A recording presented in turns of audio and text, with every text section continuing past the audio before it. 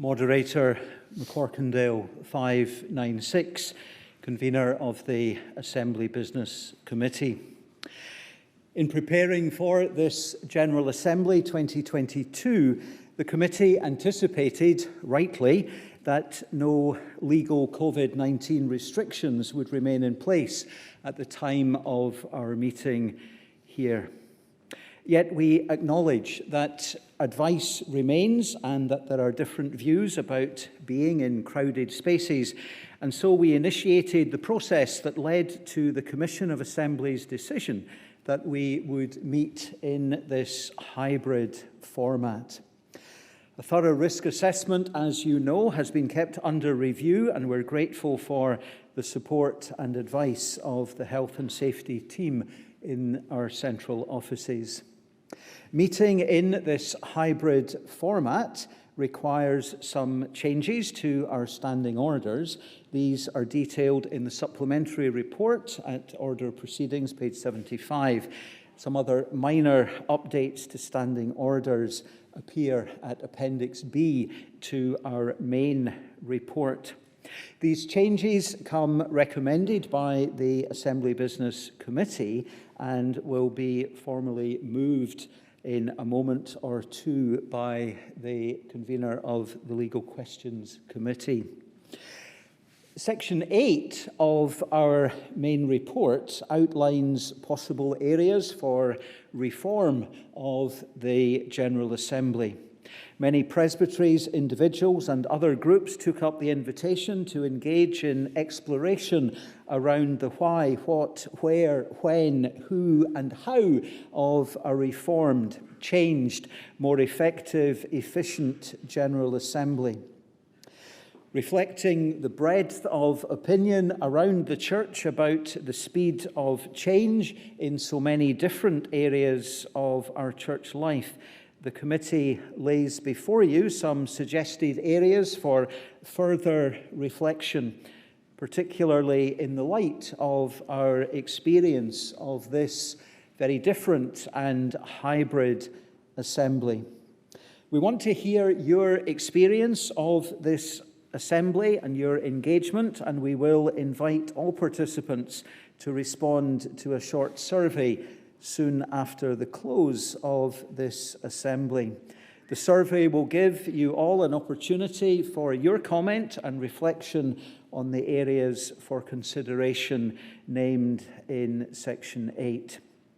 It's often said that the General Assembly will only change, or can only change, when the General Assembly decides to change. The committee hopes that together as this assembly we can implement and look forward to the right reforms towards a General Assembly that best serves the Church of Scotland, her presbyteries and congregations, the people of Scotland and beyond. Assembly Business Committee has within its remit responsibility for the property here at the Assembly Hall and at the moderator's residence. The futures of both properties are under review. A business case is being developed towards the disposal of the moderator's residence and exploring future options, as well as an options appraisal on the long-term future of the Assembly Hall. The committee is delighted that 4 overtures will be presented, advancing the work of presbytery restructuring. Along with new structures, the committee seeks to ensure good communication, collaboration, reporting and accountability between Assembly and its presbyteries. We're glad again to have received several short videos sharing good news from around the presbyteries, and these may feature at various times during the assembly and or on the church website and social media. Thank you to all who have shared those good news stories.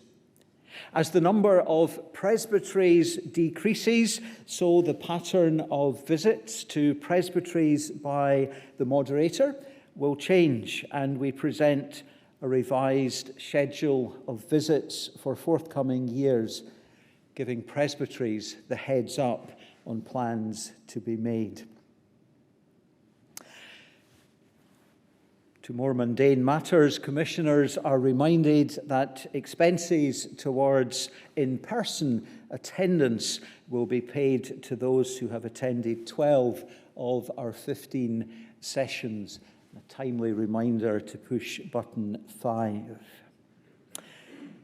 And for the benefit and clarification to all on Zoom, no expenses will be paid to those participating online. Should, during the course of our assembly, there be a requirement to appoint a special commission or special committee, a selection committee will be asked to do that. And we invite nominations to serve on the selection committee. If you can submit names to the email address pcoffice@churchofscotland.org.uk, or speak to myself or my vice convener, Susan, by Monday at 12 noon, and thereafter we will bring a proposal for 20 names, which I hope will include some of our online commissioners. So nominations invited by noon on Monday. The Assembly Business Committee is grateful to the Principal Clerk and to all the staff of the Office of General Assembly. As Dr. George White moves towards retirement, one of the many roles vacated is as Secretary to the Assembly Business Committee. Thank you, George, for all your good work, much of it behind the scenes, and as we wish you well as you clerk this assembly, we wish you all the very best in your retirement, but not until the 10th of June. We wish George and his wife Moira great joy, health and happiness as they begin this new chapter of life. It was a privilege for me to lead the steering group, which received many excellent applications and after a rigorous process invited the Reverend Fiona Smith to be Principal Clerk Designate, now Associate Principal Clerk. In the ever-changing life of our committee, we look forward to welcoming you back in this role now as our Secretary. As we say farewell to George, so also to Alison Mehigan, whose term on the committee completes at the end of this assembly. And to Susan Pym, who for the last 2.5 years has served most ably as Vice Convener and is the one who pushes all the right buttons to see that your votes do count. Another very active member of our committee left earlier today. Lord Wallace. Jim, thank you for your place within our committee. Now, as a former moderator, you no longer have a seat on the committee, but we do want to place on record our gratitude for your interest and engagement in the life of the committee. And we want to add our appreciation to all that has already been said of the immense contribution that you and Rosie have made during the past year. Moderator, I present the report and the supplementary report of the Assembly Business Committee, a committee on which you, sir, continue to be a member, and I move the deliverance. Seconded. Are there any questions at this point? I don't see any coming up on the screen. Are there any questions to the convener? Now remember, questions, not comments.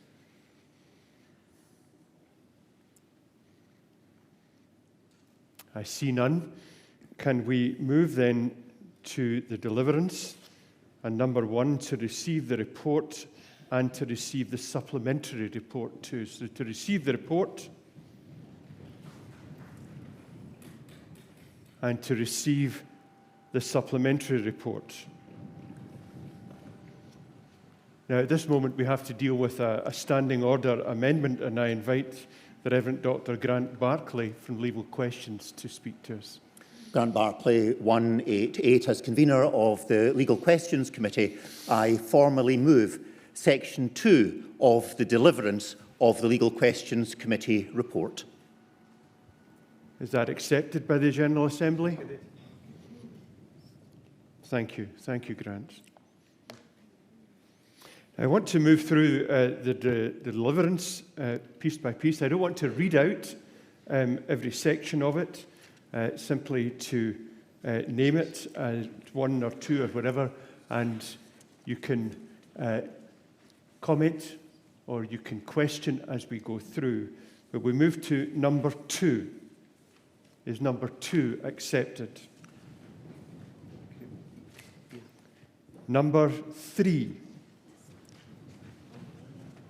Moderator, I wonder if you remember that we also have to just let the people who are on Zoom raise their hands. Okay. And if anyone in the hall or on Zoom want to challenge the way, if we move through the non-controversial items, in the hall, if you shout moderator, if in Zoom, you press request to speak. Request to speak. So if you could just give us a little while just to see that process through. Thank you. Okay. Item 4.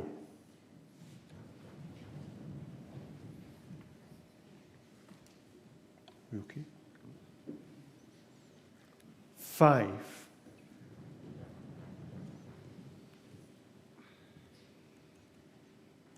Okay.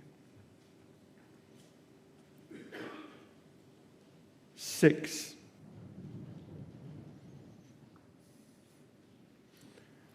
Now, at this point, we're going to move to overtures that have come from 4 groups of presbyteries.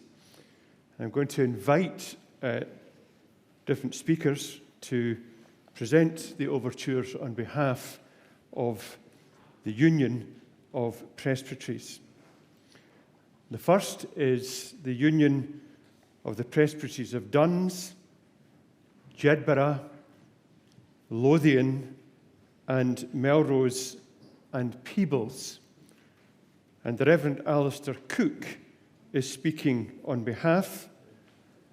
But I would ask the Reverend Alistair Cook if he might also identify those present with him from other presbyteries. Moderator, while they gather, if the convener of the Assembly Business Committee might like to indicate at this stage how we're dealing with this in terms of the overtures present sections of deliverance which will be included in the Assembly Business Committee report. Christine's now sharing this news with the convener.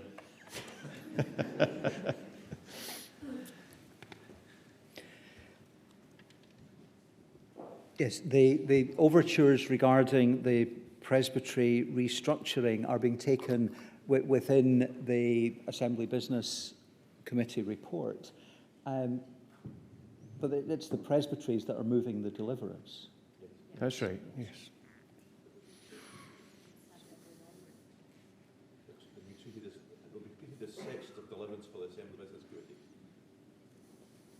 The overture decisions will be treated as being within the Assembly Business Committee report. Thank you. Thank you. Alistair, can I ask you to identify yourself and to speak? Moderator, I'm Reverend Alistair Cook, 95, of the Presbytery of Jedburgh, and I introduce those with me: Reverend Victoria Linford of the Presbytery of Melrose and Peebles, Reverend Norman White of Duns Presbytery, brother of our Principal Clerk and also approaching retirement, it's appropriate he's here, and Reverend Aniko Schutz-Bradwell of the Presbytery of Lothian. The overture before the Assembly has its beginnings in the decision of the 2019 Assembly to create a smaller number of larger presbyteries. Initially, a discussion took place among the 6 presbyteries of Edinburgh, West Lothian, Duns, Jedburgh and Melrose and Peebles. But the decision was made that West Lothian and Edinburgh would pursue their own union, so our 4 presbyteries continued discussions towards uniting. And our steering group, with agreement in principle from our presbyteries to this direction of travel, then met a number of times, and the initial result of that work is the overture, as agreed by the 4 presbyteries, presented to the Assembly today. If the overture is agreed, the new Presbytery of Lothian and Borders will begin on the 1st of January 2023, and the steering group, now operating as the implementation group, continues its work of putting flesh on the bones of the basis of union in print there, in terms of the appointment of a clerk, other staffing needs, presbytery structures, including mission districts, presbytery finance, and so on. And we're also well aware that the ongoing development of the new presbytery will continue well past 1st of January 2023. So, Moderator, on behalf of the 4 presbyteries, I move the deliverance on page 23 of the Order of Proceedings. Thank you. Now, what we are going to do in each one of these overtures is to vote, to formally vote. It's important that that's recorded at this time. Therefore, I'm going to ask Susan if she will open and close the vote, so if you can be ready online and ready here in the hall to vote either for or against the overture. George, can you explain to us again the way in which we do this? Yes, Moderator. I think we could take the fact, perhaps with a quick vote, that we receive the overture, and then to actually move the section of deliverance that affects the union, we would take a vote for by pressing number 1 on the handsets in the hall, and number 2 if you're against it, and at home on the Zoom, on the Assembly Hub, you will see a for and against button. Right. And when we open the vote, then you press the button that does what you want to do. Thank you. Susan? Any questions, Mo? So just to confirm, would you like a vote on 1? Yeah. I think we should ask, first of all, if there are any questions. Sorry, Susan. Are there any questions to ask? We move to the vote then. Susan. So, That's been received. Moderator, we're going to receive the overture. Can we take that as an acclaim? Yeah. Right. Receive the overture. And then we would have a formal vote. Formal vote. For and against. So 1 on the handset for, and 2 against, and at home the for and against buttons are on the hub. I'm going to open the voting and press 1 or 2. There will be 30 seconds, and I'll give you a 10-second warning. And the voting is now open.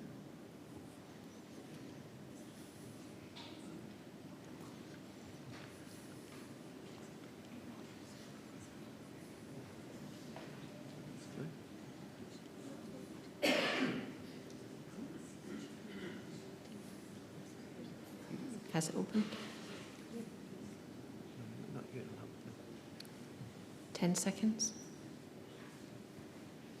Voting button on the hub. The voting's closed.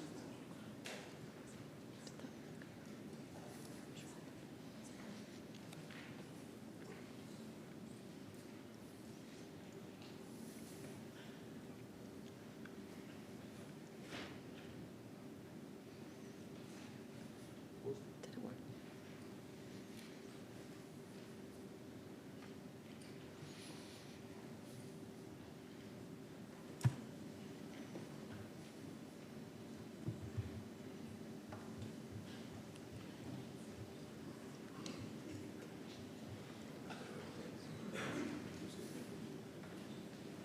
Somebody going to tell us the vote?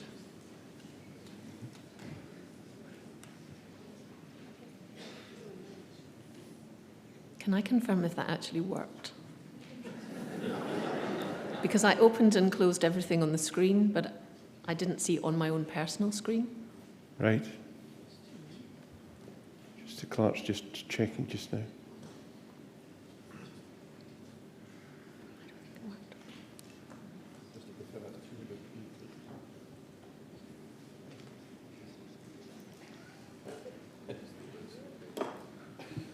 Moderator, the vote, if you don't mind me just saying what I've heard in my ear, is 284 and 2 against.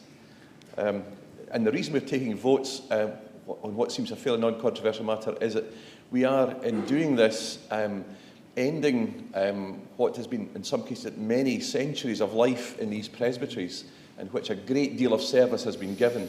And I think it deserves a formal vote, which we will record, to ensure that the Assembly is fully behind what these people are doing to move things forward. So it was 284 and 2 against. That's it. Okay.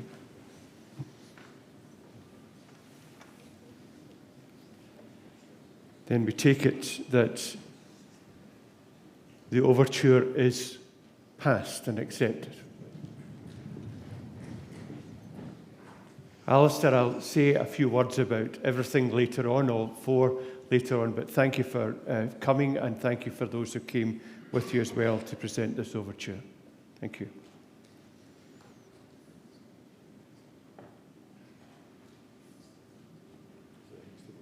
So the next overture that we are dealing with is the Union of the Presbyteries of Angus, Dundee, Dunkeld, Meagle, Perth and Stirling.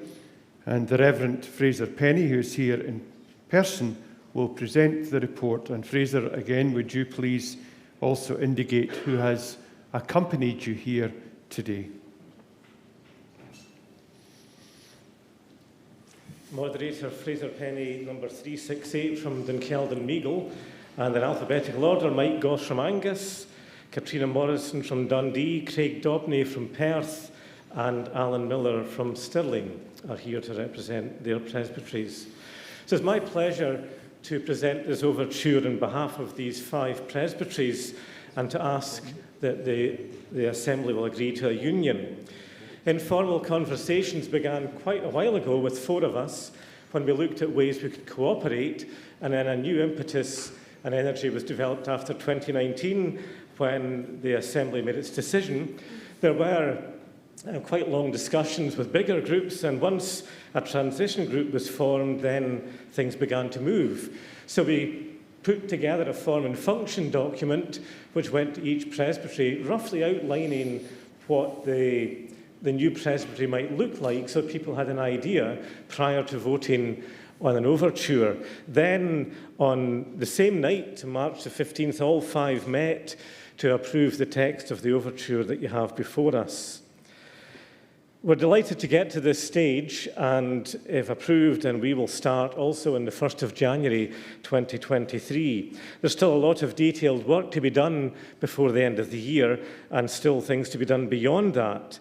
But I have much pleasure in moving the deliverance on page 24 of the order of proceedings. Thank you. Does the General Assembly receive the overture? Are there any questions? We shall move again to vote. Sorry. Could you identify yourself?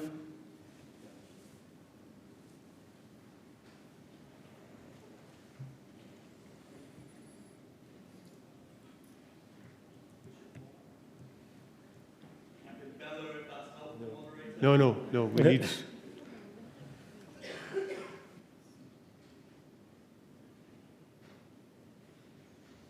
There we go. John Pickles, 103. Just a question asking what the reasoning was behind calling the new presbytery the Presbytery of Perth, given the number of different locations involved. Thank you. I asked what the reasoning was behind the decision to call it the Presbytery of Perth. Fraser?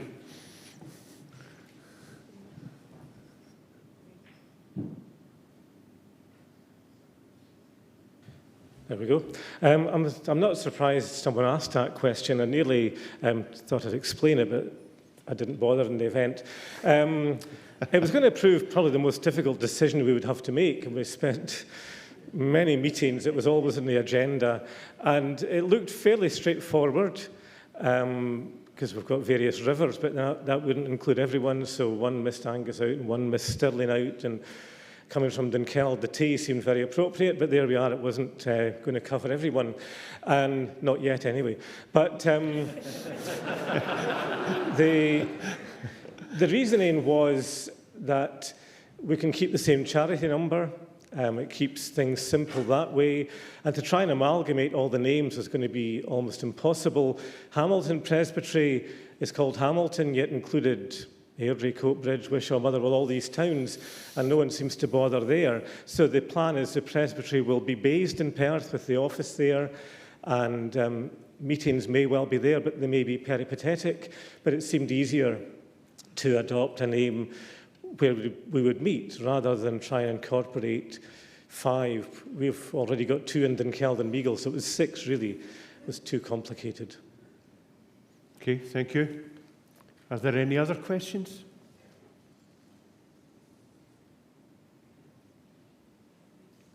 Okay, can we move to vote? Susan, would you lead us through that, please?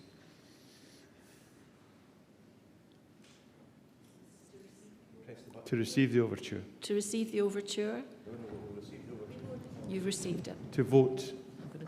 Let me just close one. So this is for section 2. You have 30 seconds. Voting is now open and will last 30 seconds.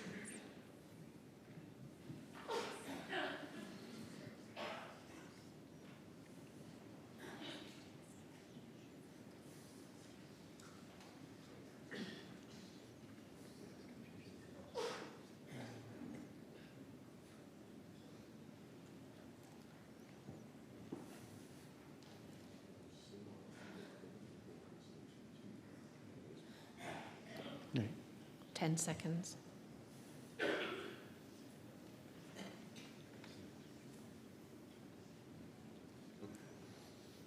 And the voting's now closed.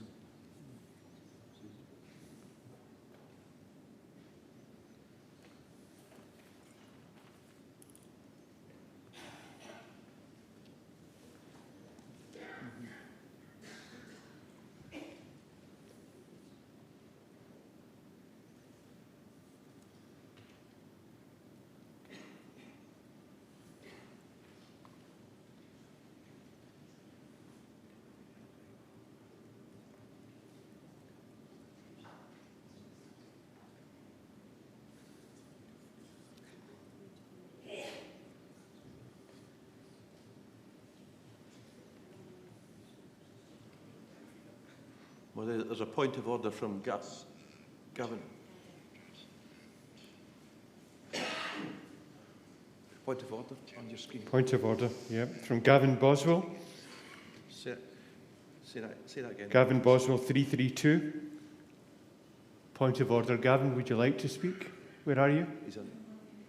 Online. Mark, can you just confirm his numbers for me?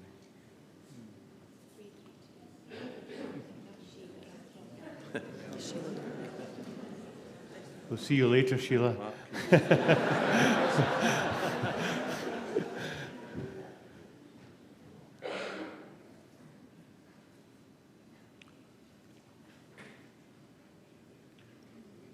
Confirm these numbers.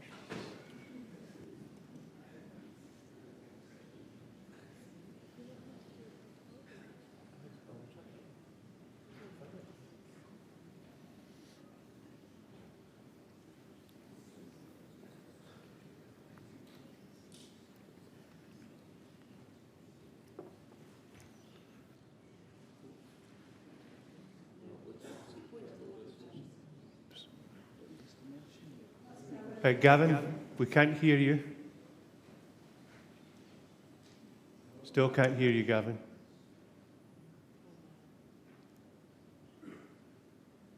Still can't hear you.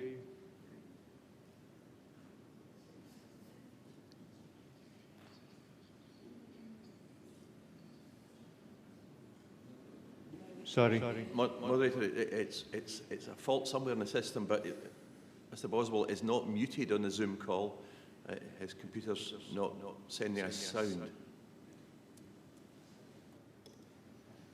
I'm unmuted.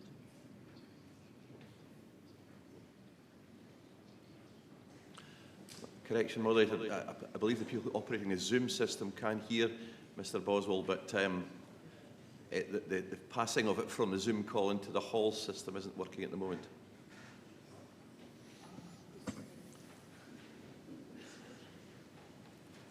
Sorry, Gavin.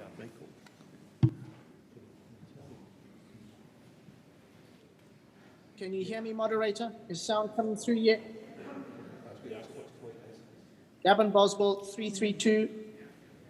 Right, we can hear you, Gavin. Success. Thank you, moderator. Moderator, my point of order is exactly that. I'm not sure with those of us online whether the vote was recorded. We just seem to have, a lot of us seem to have spinning little wheels on the vote that didn't turn to a positive tick in the box. Therefore, the question is, was our vote actually recorded from those online? It seems like if you've struggled to hear me, there may have still been a technical issue somewhere else. That's why I'm asking the question in case the vote count is not actually accurate. Thank you, moderator. Thank you, Gavin. Thank you.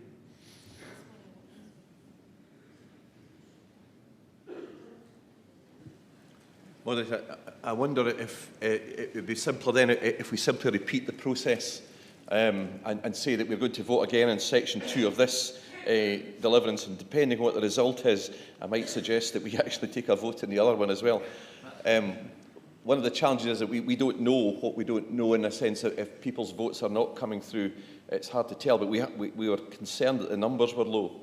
Given the attendance levels here. So if we could take a vote in section 2, the Presbytery of Perth Overture, number 1 button if you're in the hall for it, number 2 against, and online on the Zoom call, if you go to the live debate page, you'll see you should have a for and against, press for or against. Susan's about to declare that it's open. So this vote will be section 2. Section 2 of the Perth Overture. This is Angus and Dundee and Perth. Yeah. Okay. The voting for this is now open. Please shout if it's not appearing on the screen. There's another point of order from Roger MacDonald, moderator. Okay.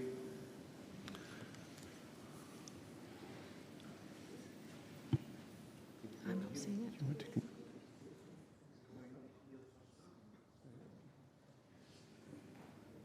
We have another point of order. Roderick MacDonald, number 153.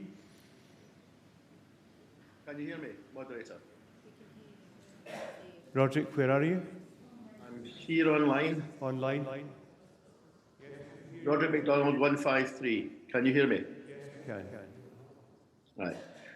In the light of what the Principal Clerk said at the beginning about the importance of this decision with ancient presbyteries possibly being dissolved, is it right that we should proceed with this under the circumstances where those who are commissioners might not all be able to vote? I think that might be setting a precedent for future problems for the Church of Scotland, as has this entire project. The question that I asked at one of the meetings regarding the restructuring of presbyteries was, is this Presbyterian? The response that I got quite arrogantly was, well, the Church of Scotland made a decision at the General Assembly. And I agree, the Church of Scotland did make a decision that presbyteries should be consulted, but the process was never decided by the General Assembly, nor has that process been seriously discussed at every level, because this did not come down through the Barrier Act. And for such major changes in the Church of Scotland, I asked the question again of the General Assembly, have we done this properly without going through the Barrier Act to change the entire structure of the Church of Scotland? Thank you, Roger. Moderator, we had the chance 3 years ago. The target was set to have a reduction in presbytery numbers, a process which the Church has gone through several times. We happened to stall for several decades. Nobody really knows why. But we agreed to do this. We were set the target, and presbyteries in good faith and at some cost in time and effort and emotion have been working away quite assiduously over these years, and I would think that it is far too late in the day to be suggesting that the Barrier Act be brought in for something that was 3 years ago. Thank you. We have a question, point of order from Alison McBriar, 142. Alison.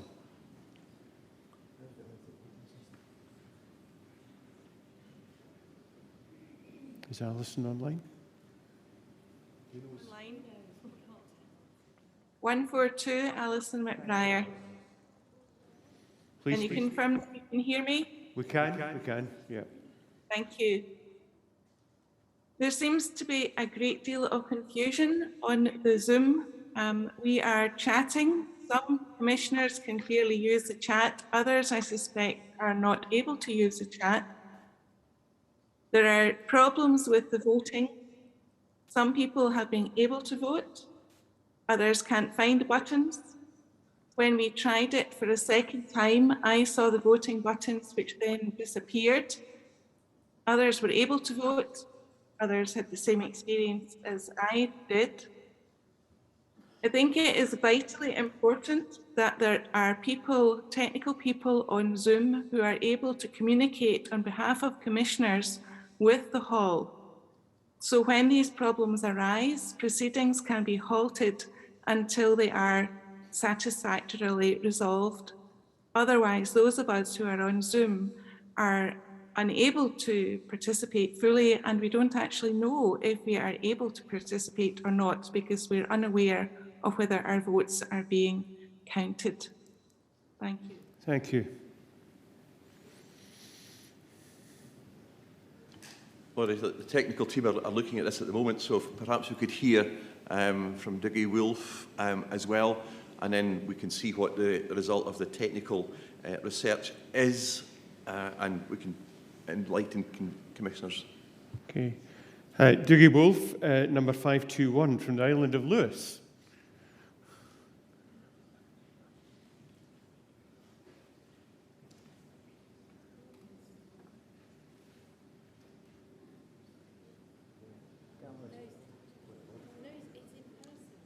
Moderator, Reverend Dougie Wolfe, Thank you. 521. You're just trying to work out if the online are registering, but you've just asked us all to vote again. Might it be a suggestion that you just ask those online to vote as a trial to see if it is actually working? Well, Thank you, Moderator. when they vote together, surely that will do. Sorry.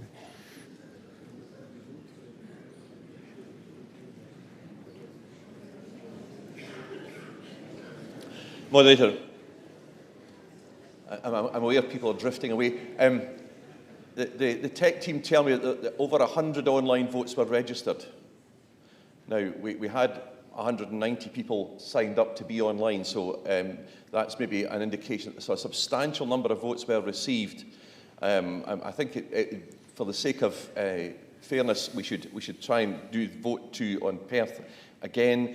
If you're online on Zoom, you need to be at the current live debate to get the voting buttons.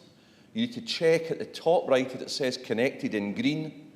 If it's not that, if it's red and it says disconnected, you need to refresh by pressing the red button, the current live debate, and make sure you're connected.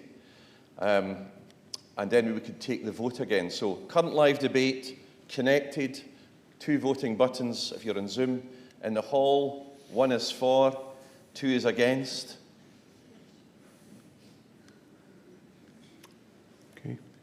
So, Susan, section 2 of the Deliverance and the Perth Overture. The vote is now. The vote is now open, and I will give 30 seconds.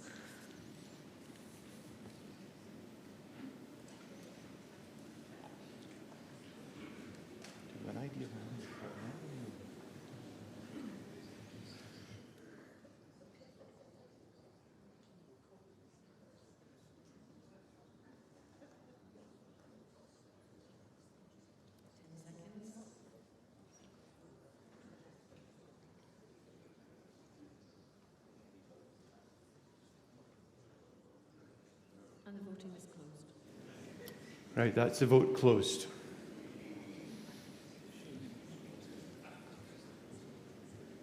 Well, you wouldn't see it because you're in the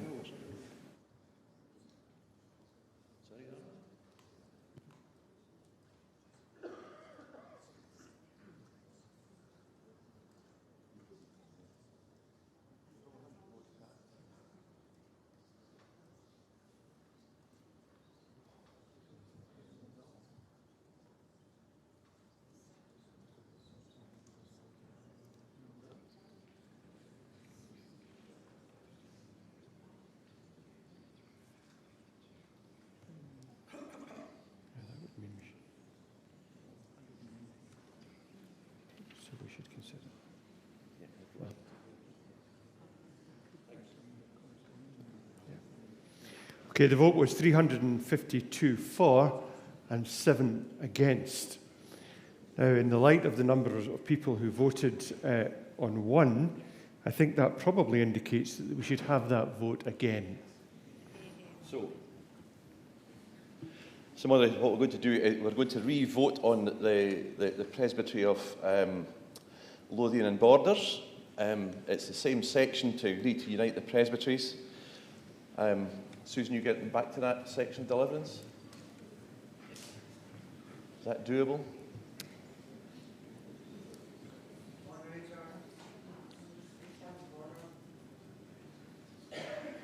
Would you go to the microphone, please? There's one lower down if you want. Oh, right, nice.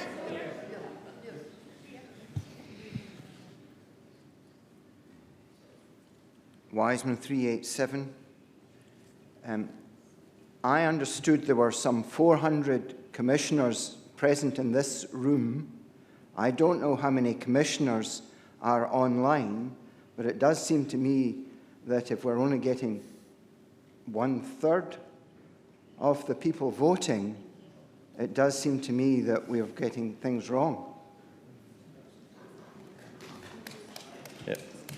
Moderator, there are 400 people, 392 I think indicated they would come in person. Having been in the General Assembly a long time, I think you'll find that a chunk of the in-person won't show up on the Saturday. So I don't think there are 400 in-person commissioners here. We had in that time, we have 178 people on the Zoom call, but not all of them got a vote. Because we've got delegates, we've got conveners who are not commissioners, we've got secretaries, people watching and keeping an eye on how the process is going. So we had over 100 votes on the Zoom call, if that's not giving away a secret, and we had 352, so we had 359 votes cast. The other thing I would say, is a terrible jaundiced person you've become over the years, is that not everyone bothers to vote when they know that the vote's going to carry. I know it reflects badly on me and it's time I was away, but that's true. So if it helps if it reassures, for me, I think 352 for and 7 against isn't a bad reflection of a Saturday vote overwhelmingly in favour of what's happened. Thank you. So we're back to Lothians and Borders. They'll be able to buy old police cars and things and have their name on it. So they're taking section 2 of the Lothians and Borders thing. Current live debate, Zoom call, you'll have buttons for and against here. We've got 1 and 2. And Susan has now opened the vote, and you've got 30 seconds to vote and greet this new presbytery with acclaim. So the voting is open. Please vote either 1 for or 2 against.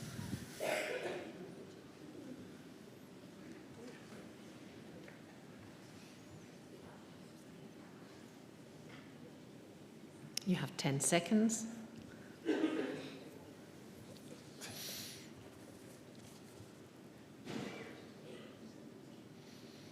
And that vote is now closed.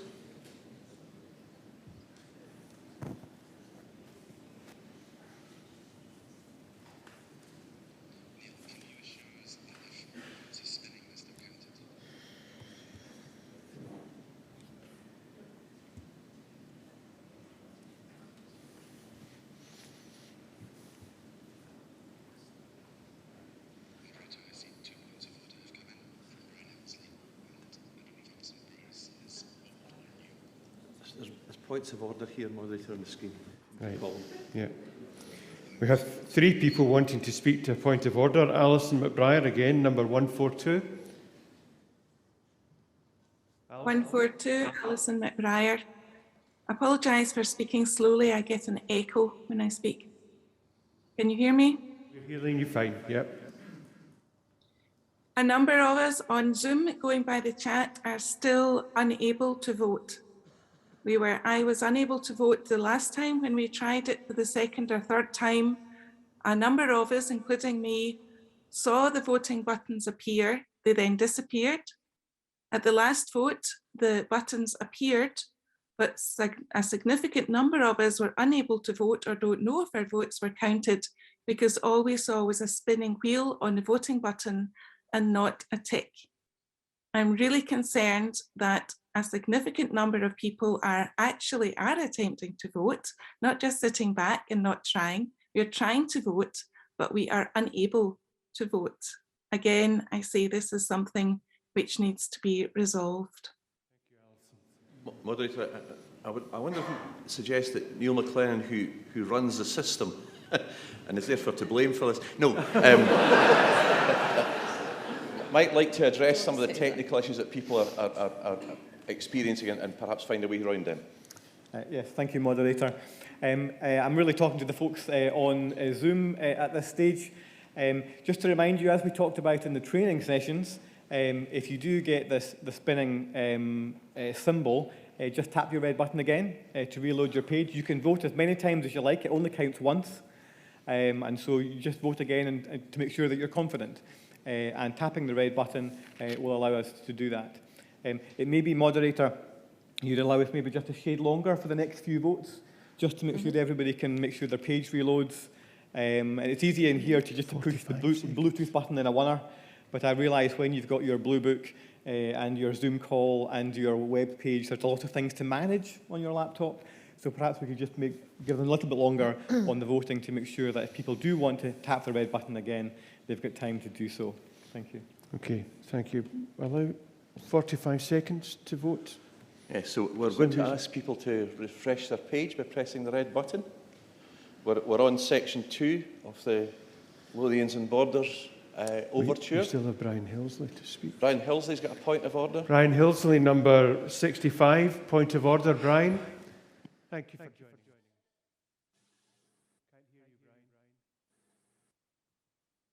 Still can't hear you. I don't know whether that's your end or ours.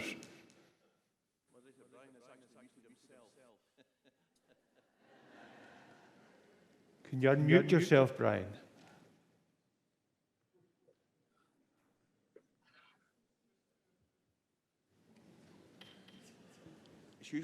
Moderator. Thank you. Thank you. My apologies, my error, Moderator.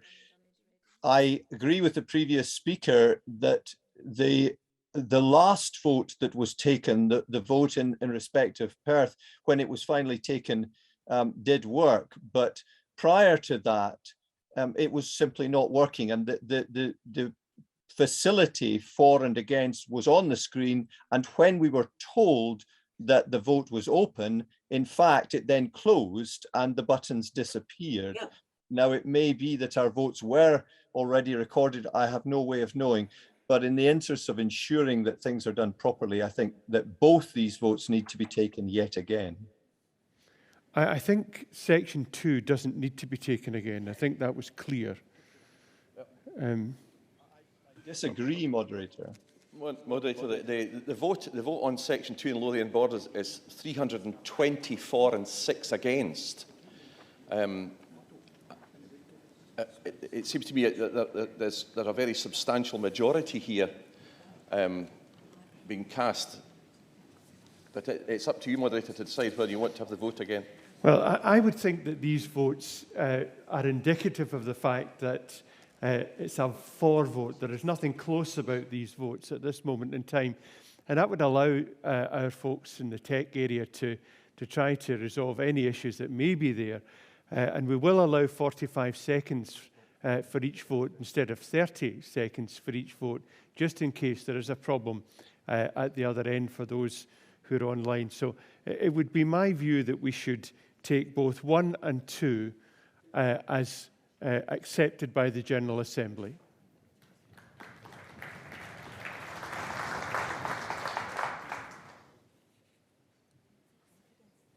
Okay.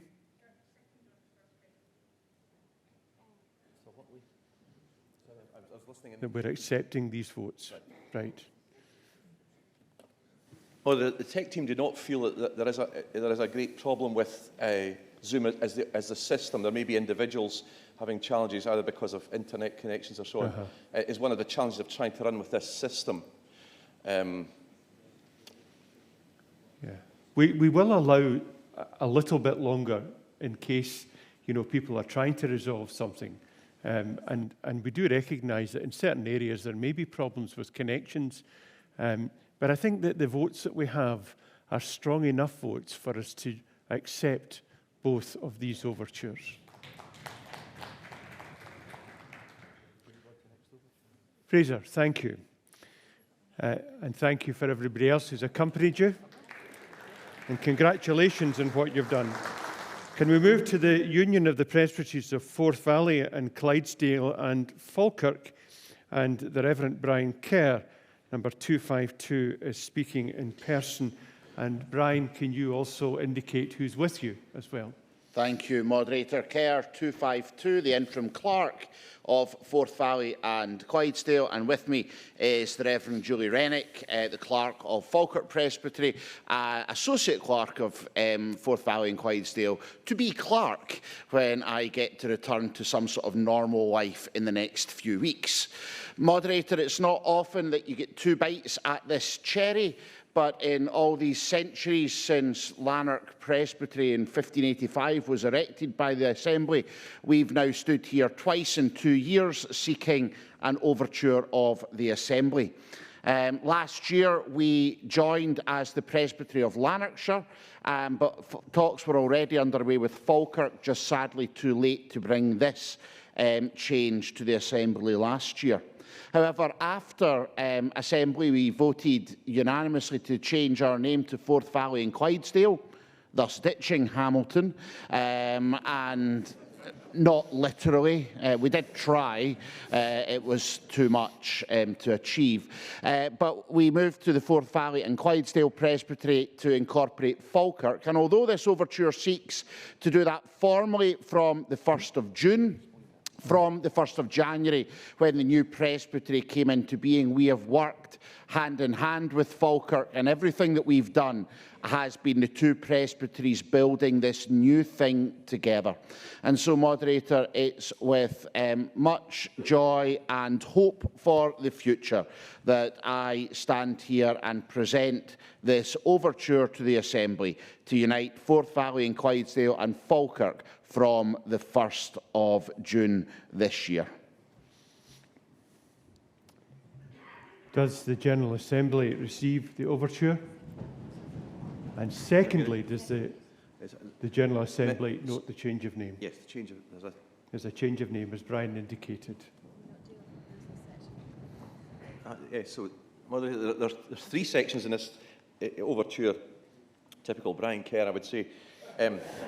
So there's money's worth, Principal Clerk, money's worth. Receive the overture, which I think is non-controversial. We note the subsequent change of name to set the scene for this, and I think we could take that through the quick voting process if you just want to put that to the Assembly, whether you set as section 2 of the ordinance.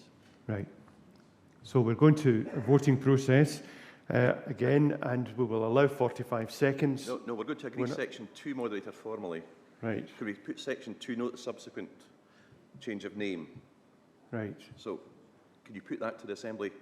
Right. So section 2, note that subsequent to the General Assembly passing the Act 1/2021, the Presbyteries of Hamilton and Lanark voted to amend the name of the United Presbytery in both the Act and basis and plan of union from the Presbytery of Lanarkshire to the Presbytery of Forth Valley and Clydesdale. And then we're going to vote for number 3, pass an Act uniting Forth Valley and Clydesdale and Falkirk. Okay, and we'll allow just that wee bit extra 45 seconds, Susan. So, Moderator, on Zoom, remember, live current debate, red button, sure connected. In the hall, it's 1 for, 2 against, and we're going to open the debate, Susan, now. The voting is now open, and we'll give it longer. Shall we give it 45 seconds or a minute? Yes, 45 seconds. 45 seconds. 45 The voting is now open.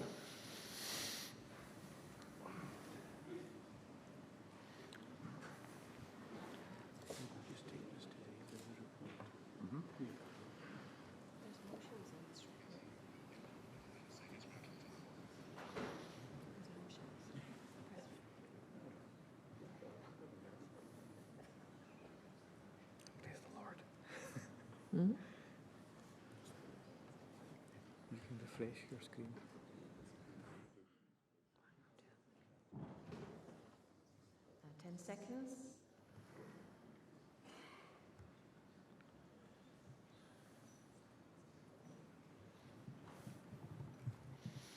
And that vote is now closed.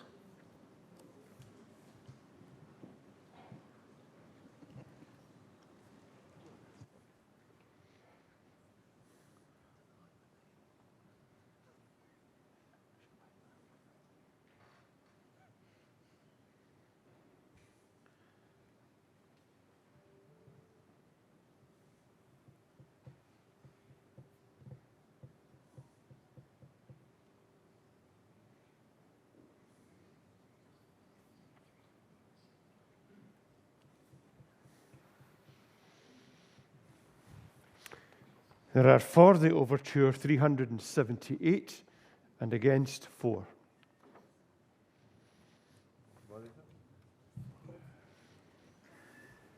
Can I take it then the General Assembly agree to the overture? Thank you. And finally, with respect to presbyteries, Union of the Presbyteries of Aberdeen and Shetland, Gordon, Buchan, Kincardine and Deeside, Orkney and Murray. And there is speaking the Reverend Sheila Kirk. Sheila, we saw her earlier, is online. And Sheila, if you would also please present who is present here with you. Thank you, Moderator. Sheila Kirk, number 456. I'm the clerk to the Presbytery of Buchan, and I introduce to you the representatives of the several presbyteries who are in the hall.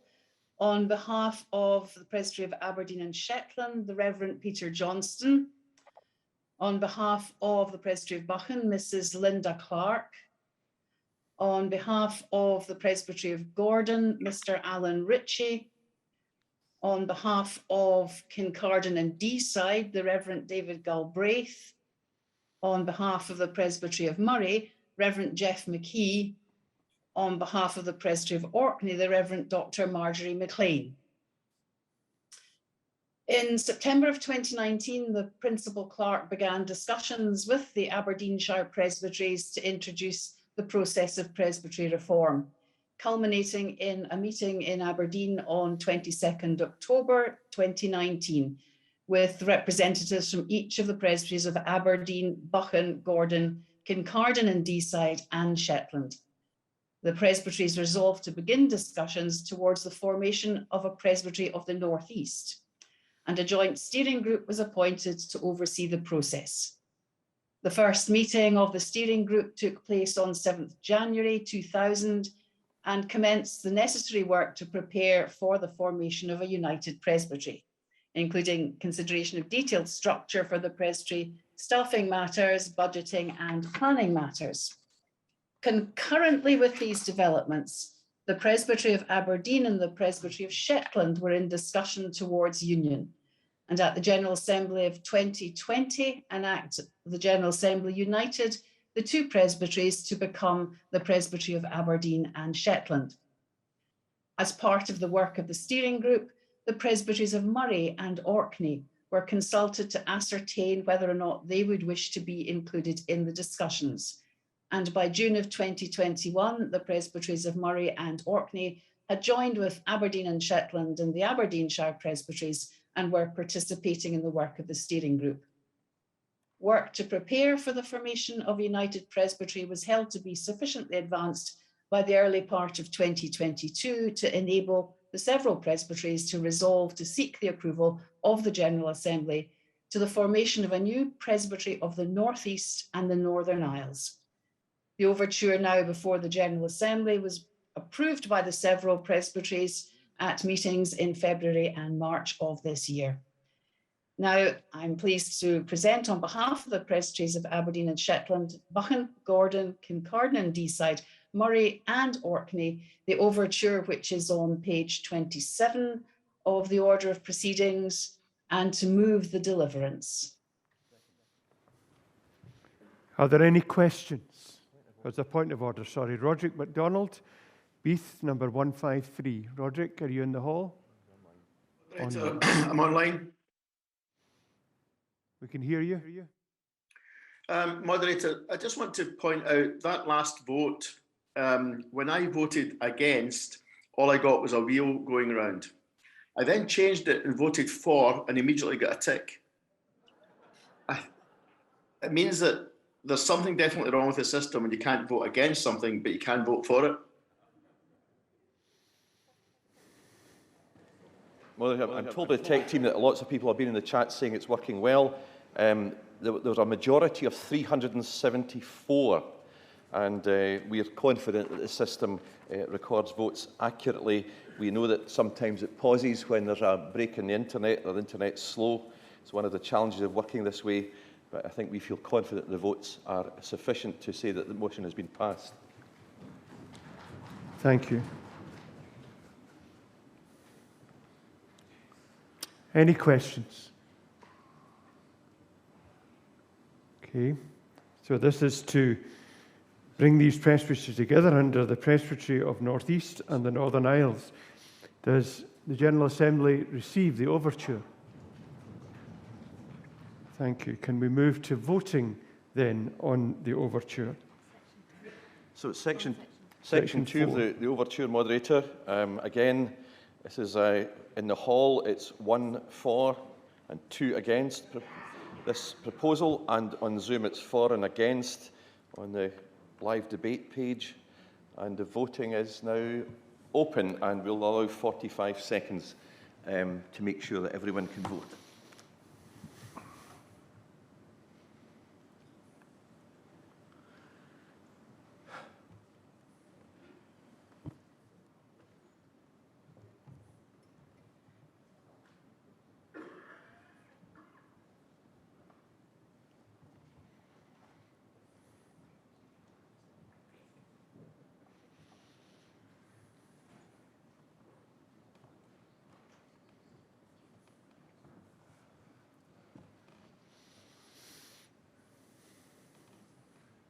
Ten seconds remaining.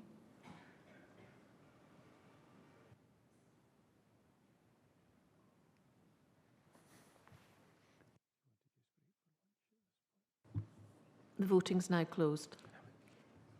Okay.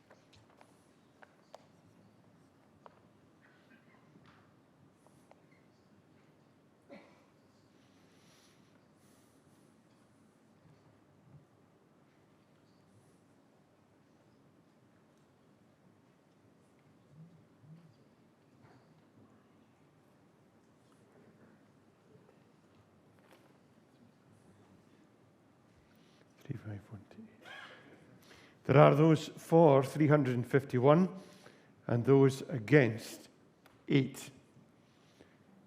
Is the General Assembly happy to accept that we move forward? Thank you. Thank you.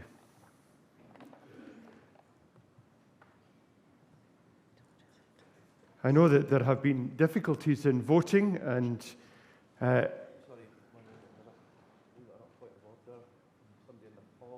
Josephine Austin, 545. Josephine.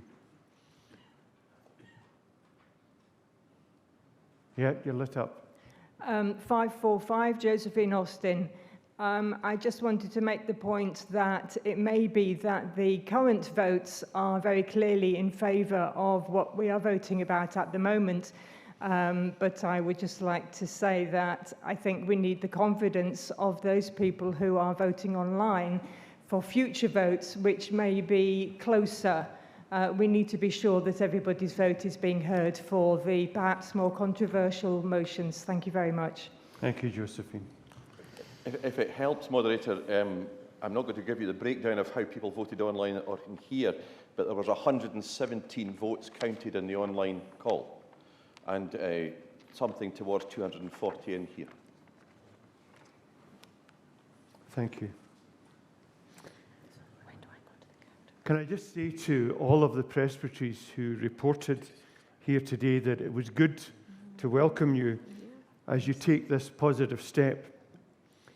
We recognise that there is a significant history with regards to your former presbyteries, or now former presbyteries, and the good and positive contributions that have been made in our nation and in localities by those presbyteries down through the years. And so we recognise that there is some sense of grief at the changes. But a new story begins of working and joining together, taking a positive step into the future. So let's just for a moment pause to pray. Let's pray. Lord our God, we thank you for the individual work of each presbytery represented here today. Individual work that's been done down through hundreds of years of service to your kingdom. We thank you for those who have worked hard to bring about this new story, this new beginning, and the goodwill and vision that the future holds. Bless each one of these new presbyteries now as they move forward. Grant to them vision and enable them in the years to come to speak powerfully to their communities, so that indeed your kingdom will come.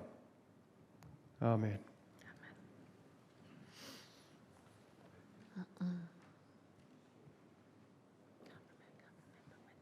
Right, okay.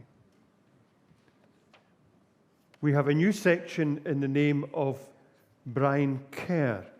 Brian, would you like to speak to this, please?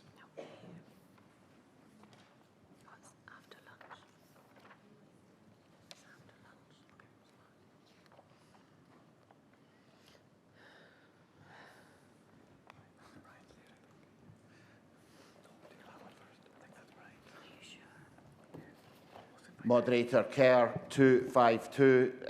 My apologies, we were just trying to work out a slightly alternative wording that the convener of the Assembly Trustees is going to move. Moderator, we've been involved in presbytery reform for a few years now as part of a transition group, and since January I've been privileged to act as interim clerk to Forth Valley and Clydesdale. Part of that was a review of staffing, and I want to place on record the fact that if it had not been for the Law Department and for the HR team in the national offices, I probably would have run away a lot quicker than I am now. They have done sterling work with us in guiding us, in supporting us to develop the staff team that we require. They benchmarked our jobs for staff based on the current CSC model. The only one that we discovered fairly recently hadn't been benchmarked was that of the presbytery clerk. And that was partly because there had been some conversations about how that may be played and what level of funding that may be. And several presbyteries, the new presbyteries, went into the reform accepting that level for a presbytery clerk. However, over the last few weeks, a few adverts have cropped up paying presbytery clerks significantly more. And I'm not suggesting how much clerks might be worth. I am suggesting that we need to look at it and benchmark it. We are looking to create 9 or 10 larger presbyteries that all care for a larger number of congregations in bigger geographical areas. And what used to be, we had a couple of big presbyteries, 2 or 3 big presbyteries that had full-time clerks, is no longer the case. We will have 9 or 10 that have full-time clerks.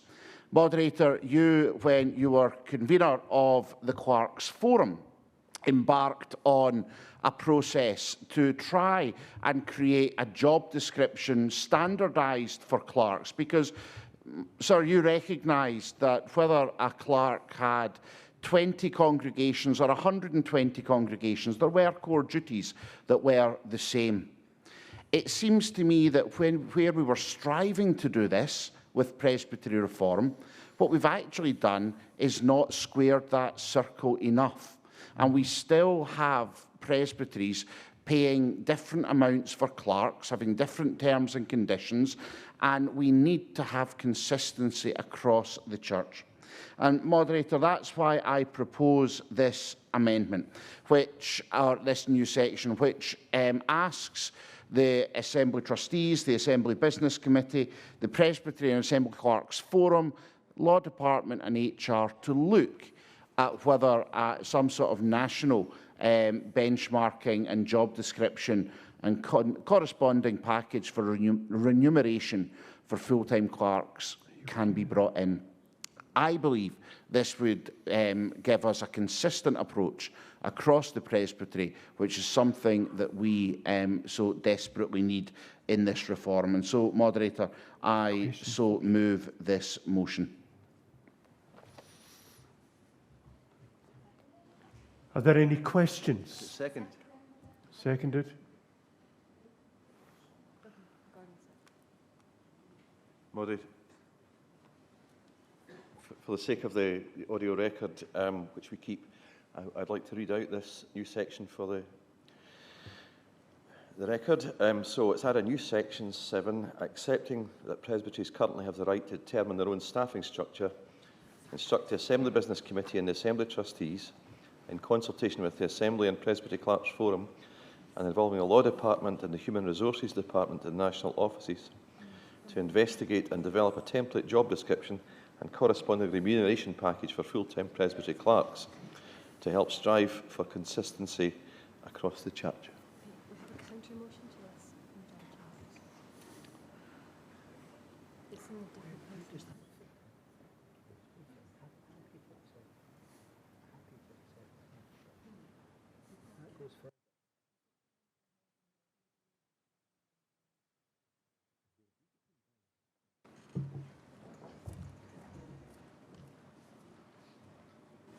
Well, if we just take a moment, there's a sense of we've a couple of things in the same sort of area, and we just want to know whether we have one version that we could use.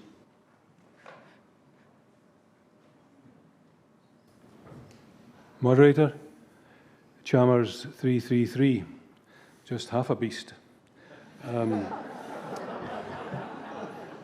But I think if there had been another 45-second vote, Mr. Kerr and I could have come to an agreement on a wording here that would apply, it would satisfy us both.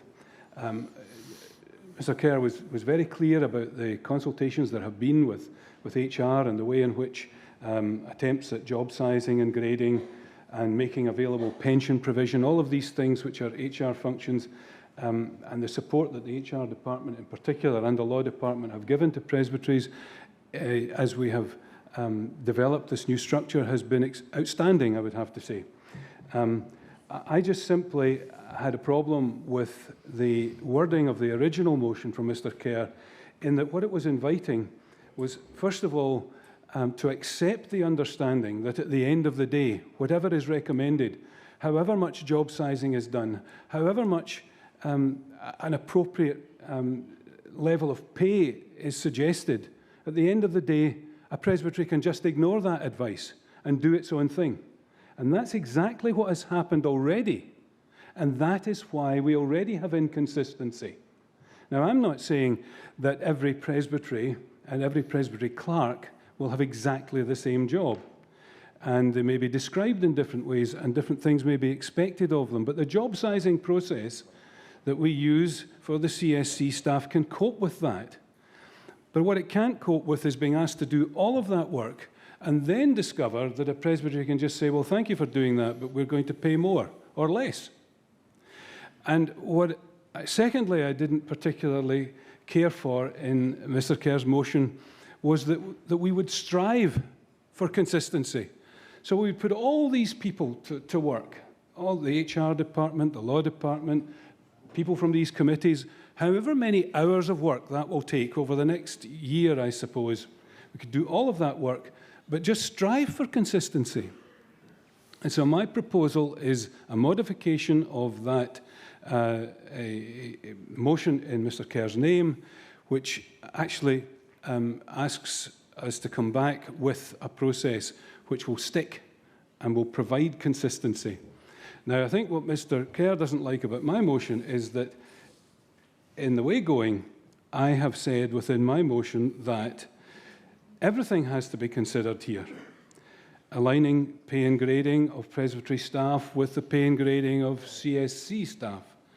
And I've said even that we should think about whether the staff of presbyteries should be employed by the CSC. Now, that's a way in which you would get consistency. And we tried that argument on some of the early adopters, and they thought, I think, that it was something of a power grab on our part. It wasn't. It was an attempt to say, here is how you will get equity, and here is how you will get easy access into the pension funds and all the other support services of HR. I don't say that that's the final answer, but I do say that as we consider how we tackle this, then consideration of where the employing agency should sit should be part of the examination. And finally, I would add the reason for that is that for the first time in history, as these new presbyteries are formed, and I am a huge supporter of that, but as these new presbyteries are formed, for the first time in history, significant sums of money from the central funds of the church are now being applied to these new presbyteries, core funding of over £100,000 a year to each of these new presbyteries. And that is money, when you add it all up, it's well over £1 million when all these new presbyteries are in place. And that's money for which the Assembly trustees are responsible in terms of governance. Now, I know we've got to get our relationship in governance right between the General Assembly, its trustees, and presbyteries. But for the first time, we have a situation where the charity trustees of the Church of Scotland have almost no line of authority or line of communication almost on part of the funds of the church. And that's why I'm saying in my proposed alternative that even the employing agency of people in presbyteries should be considered as one of the aspects of this piece of research.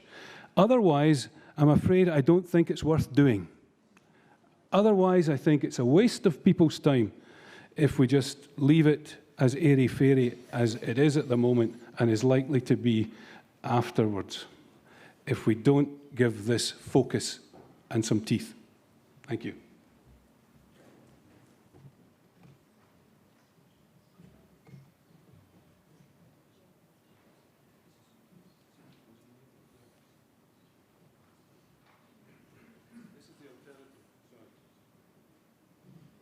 This is the alternative wording that we needed another 45 seconds on.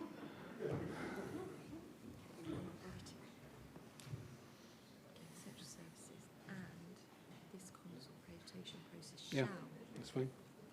You happy with might? Yeah. Yep. Well, I'm very easy to please, you know.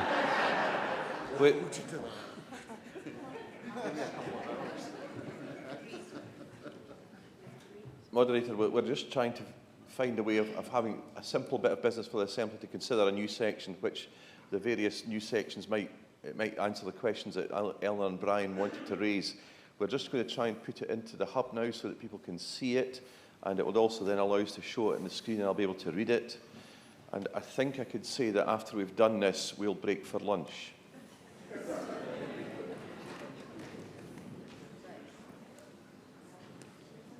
Could I say while we're doing this editing and this is, I'm speaking to the people on Zoom, there are people on the Zoom call who did not attend the training. So we are offering an additional training session for those who are untrained in Zoom at 1:30 online, and it would, I think, I presume there's a voice in my ear that tells me to say these things, which is normally considered rather worrying, but it's okay. It's got a box. So at 1:30 there'll be an on. All right, okay. So we're going to run it as soon as the hall is cleared. It's going to be run from the. Sorry, it's going to be run from the hall. So Zoom people who just stay on the call. Just stay in the call.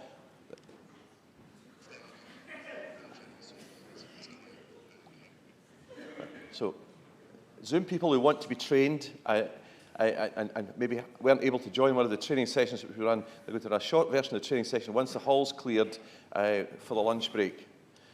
So that's an additional opportunity to see some of the ins and outs of exactly how to use the hub. So we're busy just at the moment creating the text, and we're going to put it onto a slide, and it will then appear on the hub as well.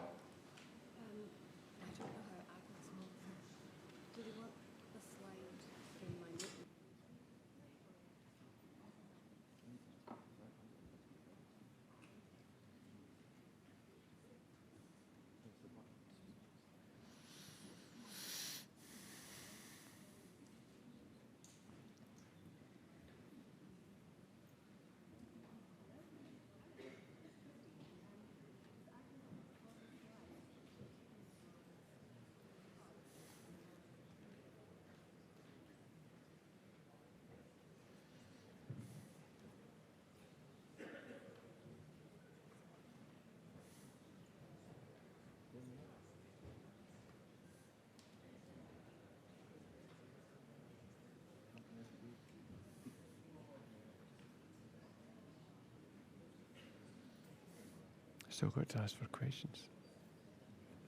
Of course.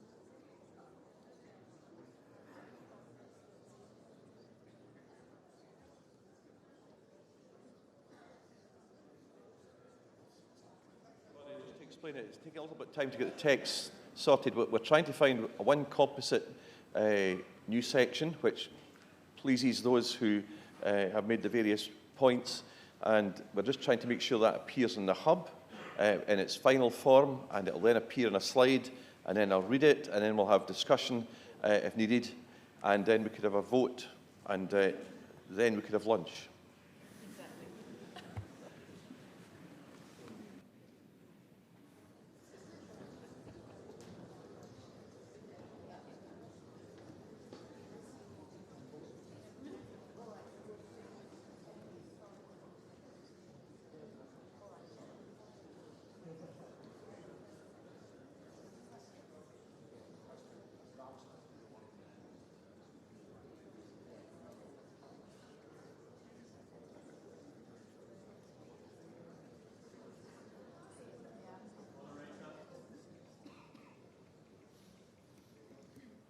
Please press the button.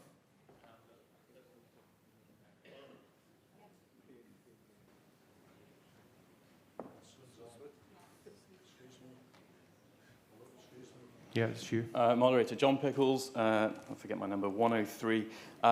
Two questions while we've got a little bit of lull. One's flippant, one's not. The first one is, having heard that the principal clerk has a voice in his ear, the question is, who is it that is in your ear giving you instructions? And the second one is more serious, relates to the rumbling of feet that we do within the hall. And I just wondered if there was a mechanism for those that are on Zoom also to give their assent or approval, or if that's just taken on read. Yeah. Yes, well, there are two things. The voice in my ear are the technical people who are running the assembly hub and the Zoom call that goes with it. And they can indicate to me if it's not working, for instance, or numbers, votes, and so on. So it's that. The Zoom people have they can raise a Zoom hand, and it's only used for this. So when there's a rumbling feet thing, the training sessions for the Zoom people indicated that they should raise their hand.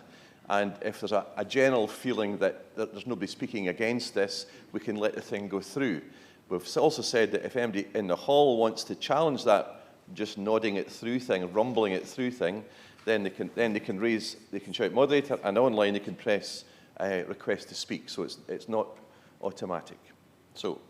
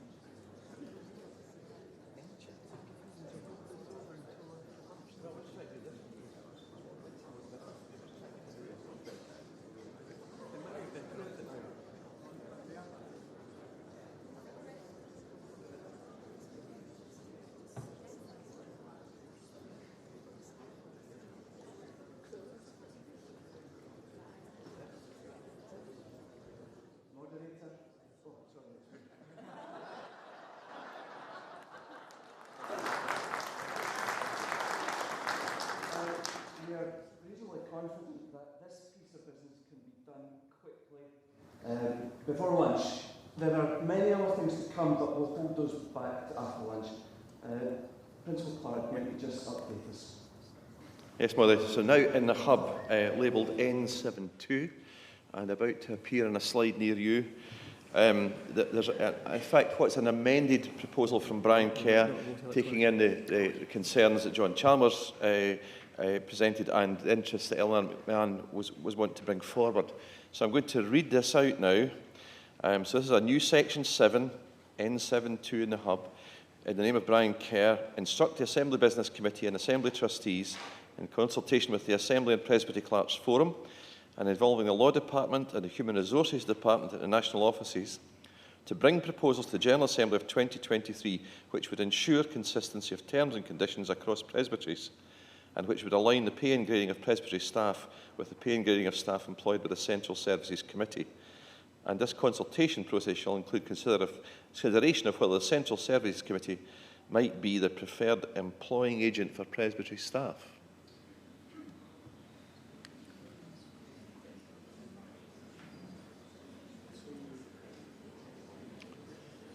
So it's been moved by Brian Kerr and it needs to be seconded.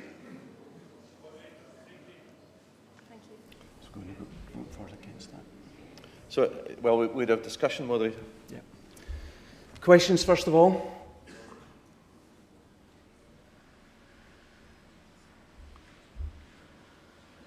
Any discussion at all on this? Where's the slide? Motion, Brian Kerr's name. Dr. Browning.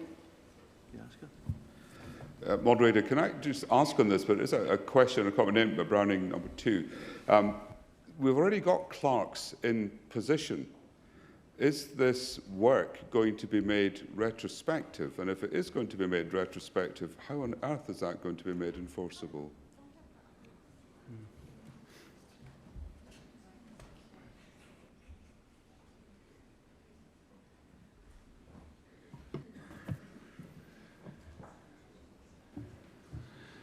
Moderator Chalmers 333. I think that's exactly why the assistance of the Law Department is included in this motion.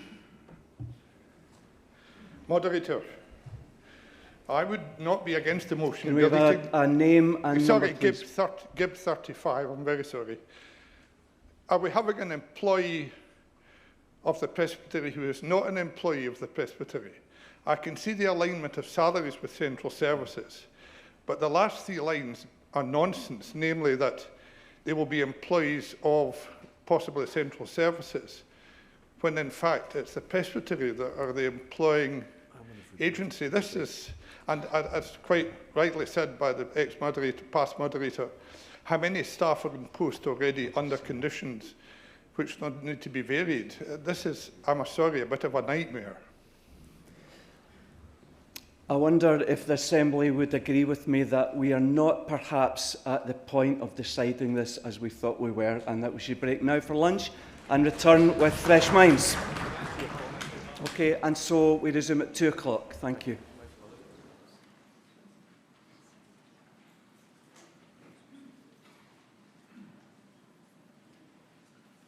So the new section is on the screen. It was read out before we broke for lunch.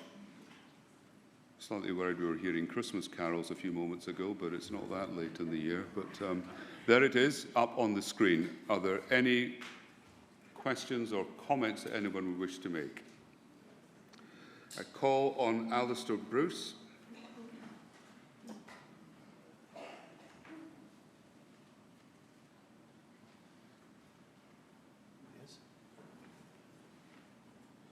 Can't hear you, Alistair.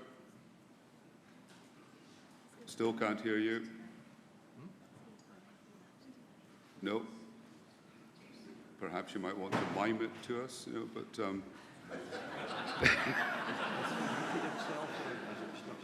yes, have you muted yourself?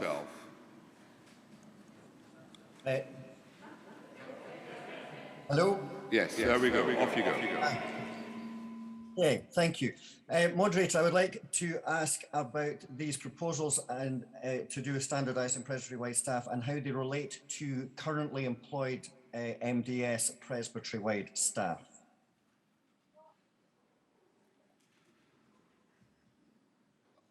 I'm wondering who can answer this. Dr. Chalmers.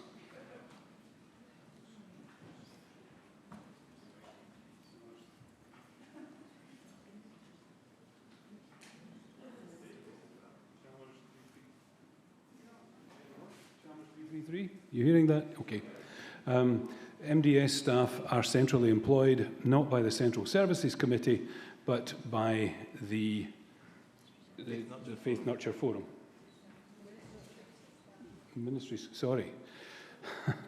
Yeah. I ate my lunch too quickly there. They're employed by the Ministries' Council. The Ministries' Council continues to exist as a part of the Faith Nurture Forum. Thank you for that. Call on Peter McInhill. Can't hear you, Peter. I'm speaking. I'm unmuted. Thank you. Thank you, moderator. McInhill 581. And I wanted to offer a comment, if I may, on the amended section that Brian Kerr is beginning, and particular with reference to the issue that presbytery staff may be centrally employed, and with particular how that might impact the work of clerks. This issue arose directly when I was to be appointed as the clerk to the Presbytery of Clyde. And Clyde resisted that, not because we saw it as a power grab by the centre, but because we wanted to protect the impartiality and the independence of the role of clerk in advising presbyteries as to the best course of action. Moderator, if clerks are to be centrally employed, they will be centrally line managed by someone in the central services, most probably the principal clerk. And although all good clerks, including myself, consult and appreciate and take the advice of the principal clerk on many, many matters, we do at points sometimes reserve the right to differ. And even in the most serene of church environments, it's not impossible to think of a time when a presbytery might be taking a different line from some of the central institutions of the church. And that would place the clerk in an invidious position, because after having heard his or her own account of the matter, their line manager could instruct them as their line manager to take a view. So who then does the clerk represent? Does he represent his line manager and the institutions of the central church to presbytery, or does he advise presbytery independently and impartially as he or she has always done? So there is something vital in this question, and that is why Clyde resisted that suggestion. I'm sure everyone in the church wants to work in a harmonious and integrated fashion, but I think the bigger question at stake behind this is whether in these reforms we see ourselves moving to a linearly structured church, or a church which is an organic communion of interdependent bodies, each with relative spheres of independence and authority at their own level. That historically has been the place of Presbyterianism.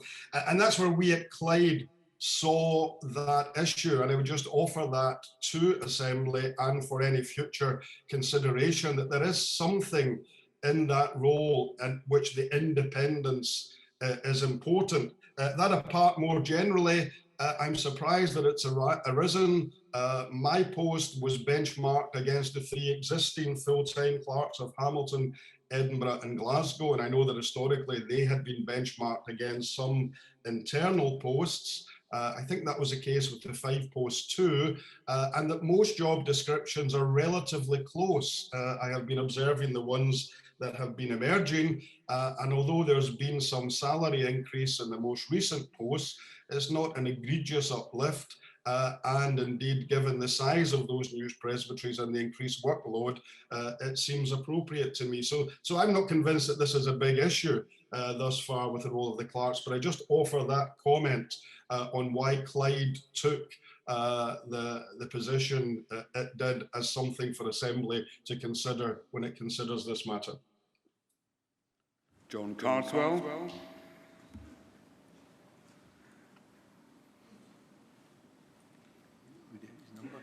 Can you get your number as well, please, when your light goes on? Have you pushed the button? There we go. Name and number, please. Carswell 248. A number of the issues that I had concerns about with this have already been raised, so I won't speak to those, but they included the line management issue. They included the question of retroactive salary adjustments. But I wonder if the proposer could speak to the motivation for the drive to standardize the role and the salary package. I'm not seeing the advantages that perhaps are behind the written text. So if you could speak to that, it'd be helpful. Okay. Mr. Kerr.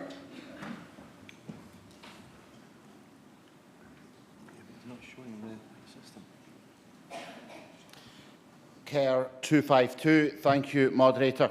I think the issue about standardising is more to have the conversation. I hear what Dr McInhill said, but answering Dr Carswell's point, I think the standardisation is important because as we go into this period of reform and as we see it working out, more and more clerks are working together and more clerks are finding that the role is very similar. I don't think these have been benchmarked in recent years. I think they have been given on, or the salary has been worked out on what has previously happened without really giving much thought to the actual role, because that wasn't HR's job in this function. And what we're trying to do is have that conversation. I think where we have presbyteries that now have 120 congregations, that's a very different presbytery to one that had 30. And we need to understand what the role of the clerk is, and we need to understand that there isn't a hierarchy amongst clerks, that clerks actually all are colleagues working together in the same way. Where there's one presbytery that's much bigger geographically, there may be another presbytery that has more congregations. A third presbytery may have a higher population. There are swings and roundabouts in all of these. I don't believe that clerks in 10 presbyteries will have jobs that differ greatly, having looked at this over the last 4 or 5 months. Thank you for that. Now, I've got one more comment, and then I think we should be proceeding to a vote on this matter. Brian Hillsley. Thank you, Moderator. Can you hear me? Yes, we can hear you. Thank you. The comments made by Peter McInhill, I think, very articulately highlighted an important principle that's at stake here, and I won't reiterate what he said in terms of different understandings of the way in which we will develop as a church under these new structures. There is an assumption in this proposed new section to the deliverance that consistency of terms and conditions across presbyteries is a good thing. I am far from convinced that that is the case. And I was going to ask Mr. Kerr to try to articulate his reasons for that, which again, the previous speaker did very well. I have not heard anything that Mr. Kerr has said that persuades me differently. He said what we're asking for is to have the conversation. Well, I beg to differ. I think what is being asked for here is a conversation on the basis that the principle is accepted. And I think the Assembly needs to be very careful that we don't accept that principle through the back door in some way. And I've yet to hear any kind of persuasive argument that this principle is one that the Assembly should accept. Thank you. Thank you for that. I think Mr. Carrick now has the right to reply, so maybe he can pick up some of these points briefly.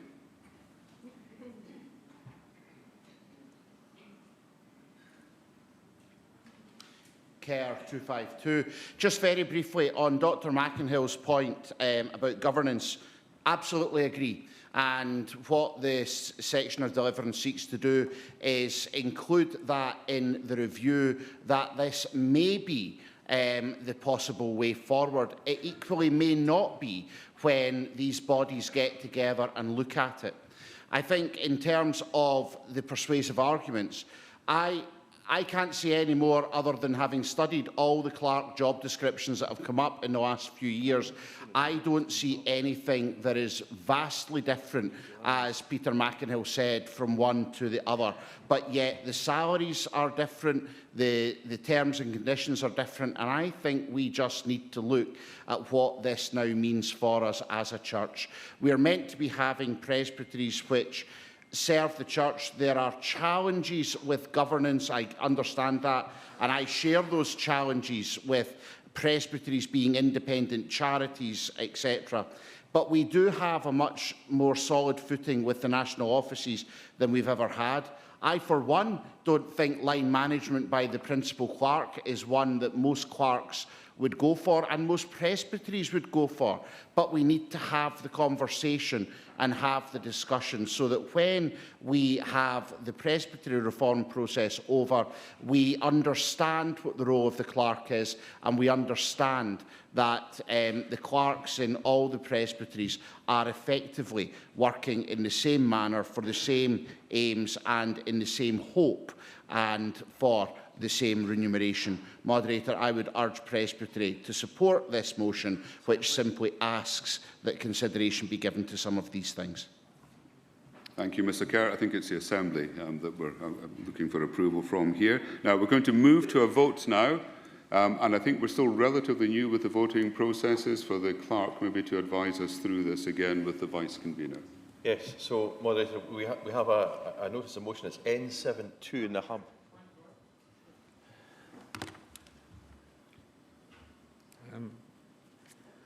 Sinclair 20. Does the Assembly Business Committee not have a right of reply to a... Well done. I read his mind from the back of his head, so Moderator. He's well out of it. Moderator. Yes, I hear another voice up here. I'm not sure. I came down to GIB 35. Thank you. I came down to the clerk's table to try and see them just after lunch, but they hadn't come back. I would propose an amendment to the motion that deletes from "and this consultation process shall include" to the end of the motion. The Procurator knows more about law than I do, but I cannot believe that it is a process for harmony if we have a presbytery clerk who is subject to control and employment conditions by 121, to put it very colloquially.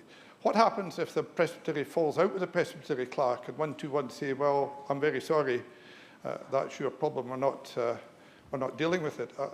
The whole issue of employment is wrecked with difficulty, and I cannot see how Charity A can work where Charity B employs the presbytery clerk of Charity A, and that is a recipe for disaster in my view, and therefore I would propose an amendment to delete these 3 lines. I'm all in favour of looking at the question of salaries, etc., but that part is a disaster. Waiting to happen. I think that would need to come down here formally, so we can get that down at the table. I've not been given any notice of this. I'm sorry, I came down to speak to the clerks and they weren't back, and then I heard voices and I thought you were back. So I'm hearing voices too. I think is what you're proposing, is it being seconded? It's not being seconded. Yes. Oh. Clark. We actually have moved beyond this in a formal debate post. It's entirely up to you, Moderator, but we've asked Brian Kerr to respond to the debate. The convener's indicated that he doesn't wish to say anything further, and I think we're at the stage of going to a vote. Yeah, I think so too. I think it's just this was raised as a point of order. It should have really come up earlier, I think. So with regret, I think we do move to the vote.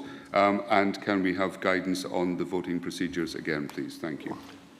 Yes, Mother, we're going to vote for or against inserting this new section. It's called N72 in the hub, and it's up on the screen in the hall.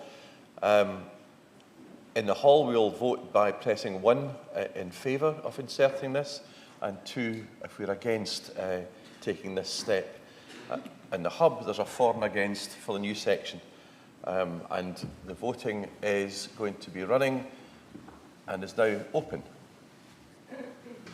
Yes? Vote against this.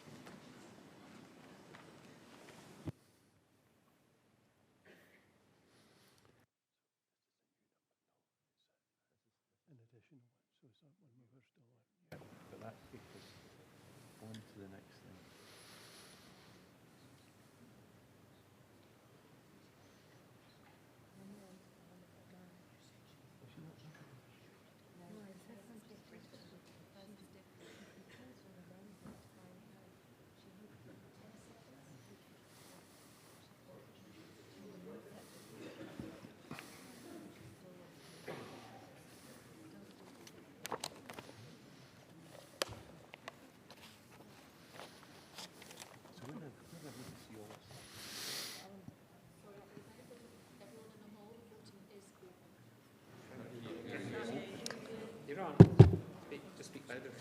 For the benefit of everyone in the hall, the voting is open.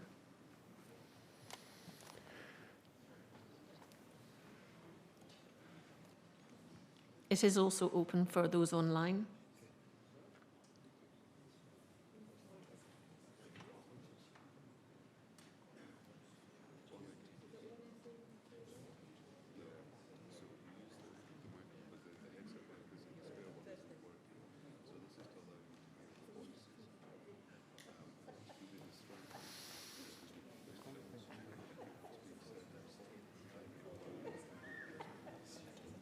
Ten seconds.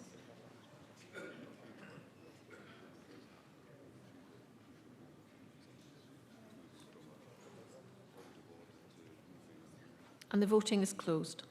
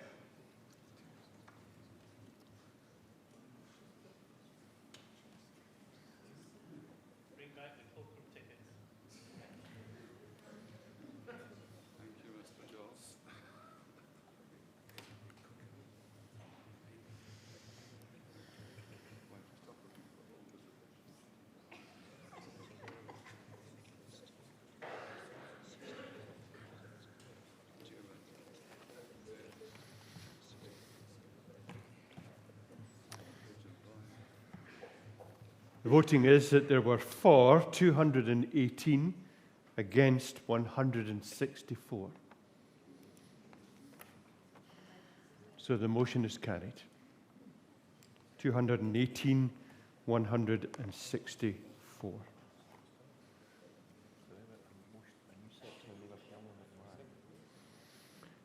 Is that on screen?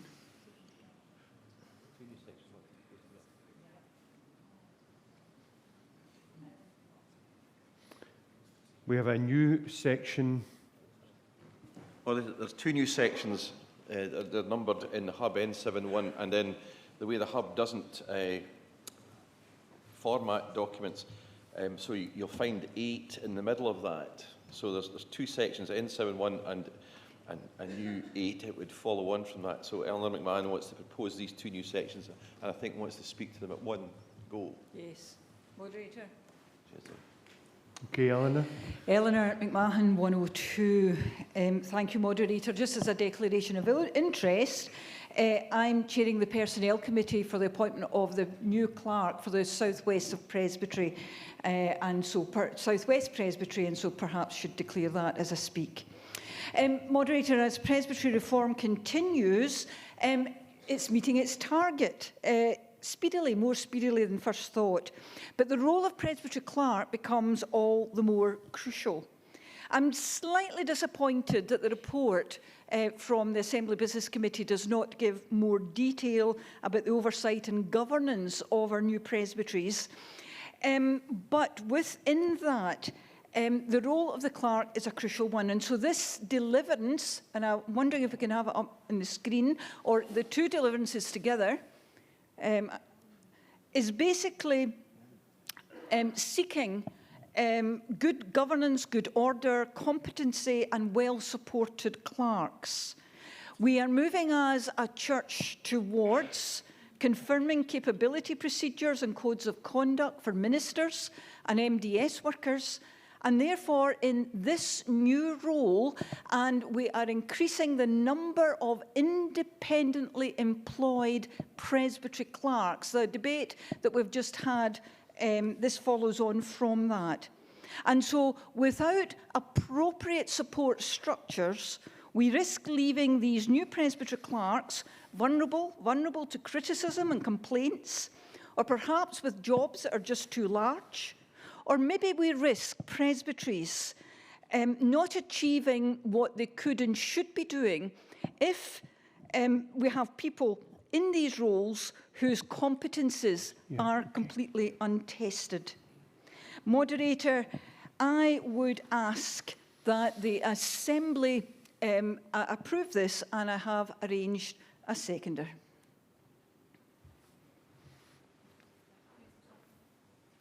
Who's the seconder? Yep, John Thank you. Pickles.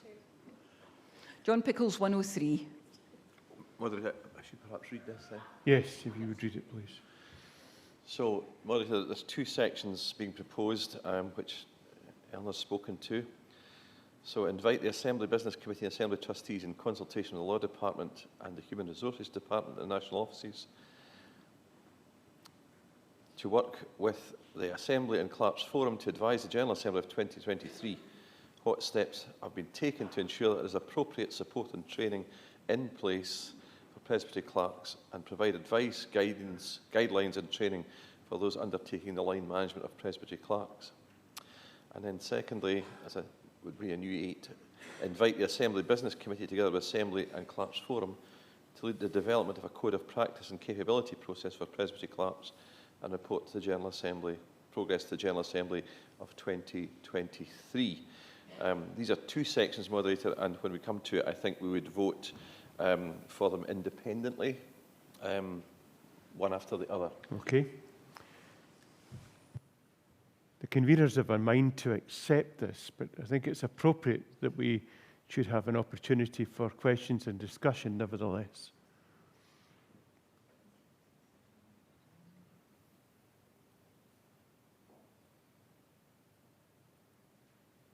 Okay. Can we move then to the two items on screen? Are they on screen? So, Moderator, we'd have a vote for the new section 7.1, which runs from invite the Assembly Business Committee down to the line management of presbytery clerks. And we would vote in the hall by pressing 1 in favour and 2 against, and on the hub by the for and against buttons. Susan, are you ready to vote? We are, but I think Neil is splitting them into 2 to make the voting easier for you. Well, I'm saying, for those of you in the hub, we're voting for the text that runs from invite the Assembly Business Committee down to the line management of presbytery clerks, the bit before the number 8. Oh, I see the hub needs that to be voting. Sorry, my apologies. Somebody mentioned cloakroom tickets. I seem to remember they were quite good.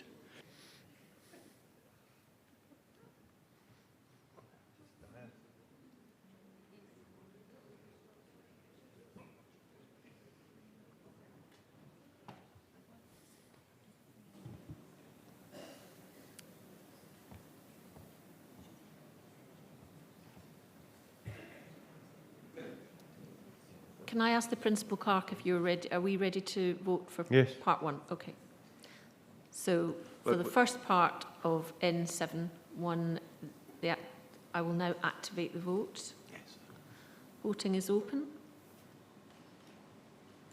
1 for, 2 against.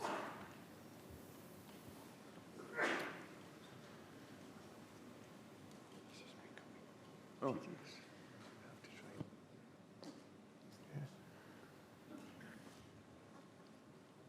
Yeah, absolutely.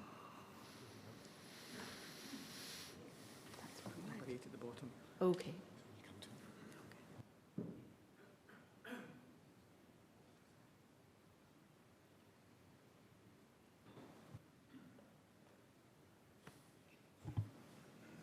Ten seconds.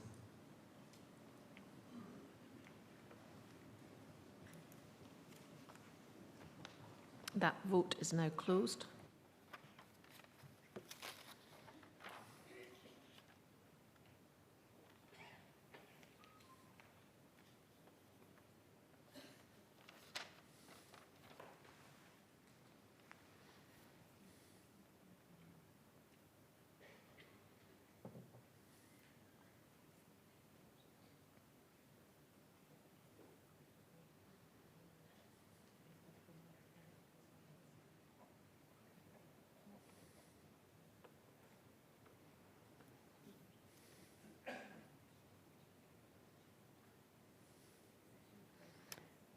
Those for 357 and against 11.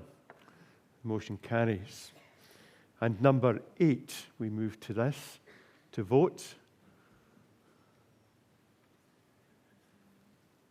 Susan, are we ready to do this? Just reload your page now.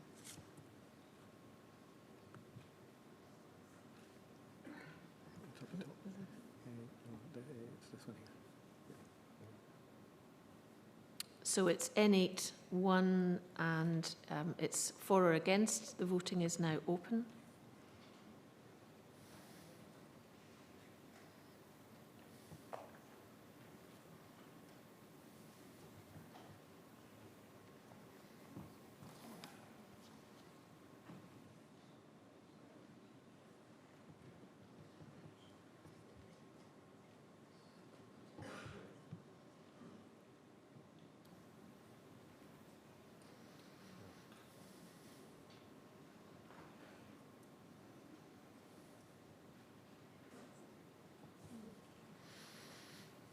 Ten seconds.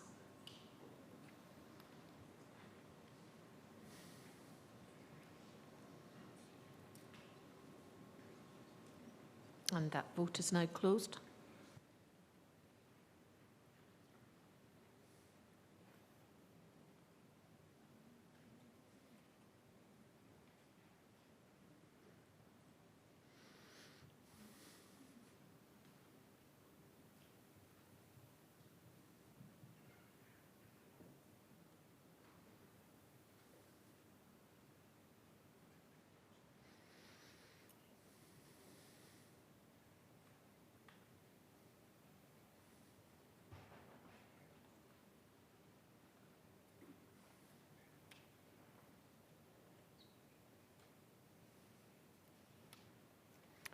$347 for and 12 against.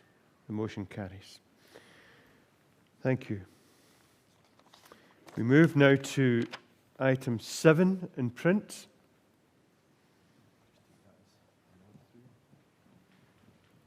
The Assembly agree.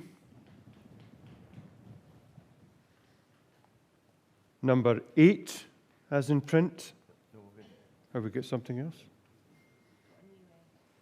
A new 8.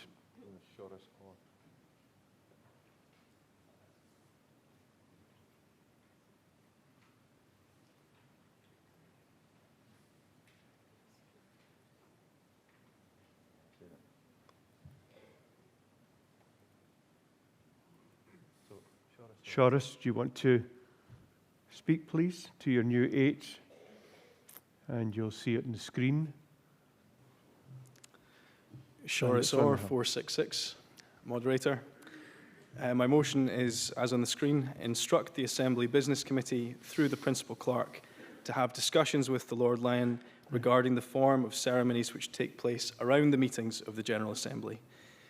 Now, I'm aware that there has been for some time discussion and debate around the entrance ceremony and other formalities in the General Assembly, and I'd like to highlight two reasons why I think there's an argument for change. First, formalities such... Can I just interrupt you for a moment, please? Is this seconded? Thank you. Thank you, Moderator. Thank you. Sorry, Shoris. First, formalities such as the entrance ceremony of the Lord High Commissioner with the grandeur that comes with that, I believe does not give the right message to the world. We want to show the world where we live that we, like God, are concerned with things like alleviating poverty, the mission of Jesus Christ, social justice, care for families, protection of the vulnerable, and so much more that's been spoken about and will be spoken about this week. But in contrast, the pomp and ceremonial nature of such events, with antiquated garb and especially the media attention that it gets, gives the world the impression that we are concerned first and foremost with exalting those who are powerful or influential, and having an excess of ceremonies and formalities make the church look archaic, out of touch with today's world, and overly concerned with civic hierarchy. And although I've been educated that the entrance ceremony precedes and is not technically part of the General Assembly, onlookers don't know that. They don't know that it's not the General Assembly that makes these arrangements or controls what does or does not happen. They simply associate it with our church. And also, I think when they look and see that, do they think, I want to be a part of church? And second, there's an argument that change in this area is necessary because we want to model everything that we do on Jesus' life and teachings. Think about Jesus himself and how he entered the world. Everyone expected the Messiah to arrive as the powerful did, but instead he came to the world as a helpless baby. And later, when entering Jerusalem, he did not come as a conqueror. The red carpet was not rolled out. He arrived humbly on a donkey. And in Jesus' teachings again and again, he tells his disciples that the kingdom of God is not about power or wealth or prestige. He taught that we should be servant-hearted, that our concern should be for the poor and the oppressed, not the wealthy and influential. In Philippians 2, it says, in your relationships with one another, have the same mindset as Christ, who being very nature God, did not consider equality with God something to be used to his own advantage, but rather he made himself nothing by taking on the very nature of a servant.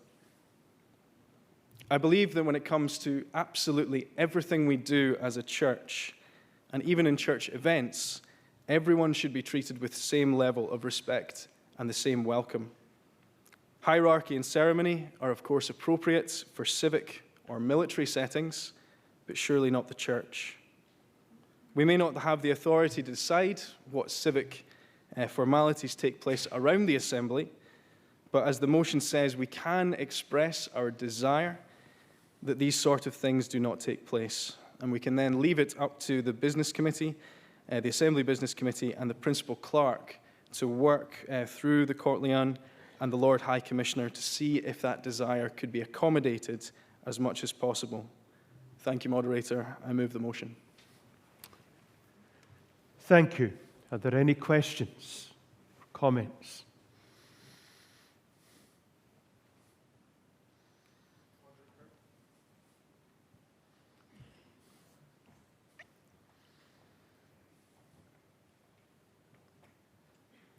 There's no microphone there.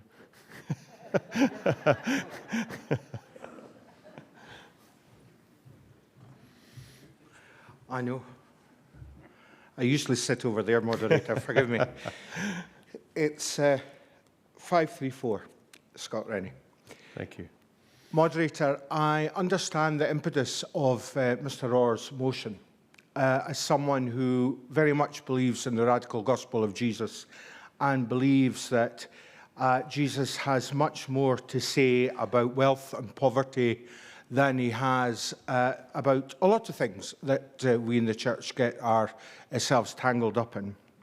However, at the same time, I've served in 2 parishes where I've been very fortunate to fulfill a civic role, which also involved a lot of pomp and ceremony.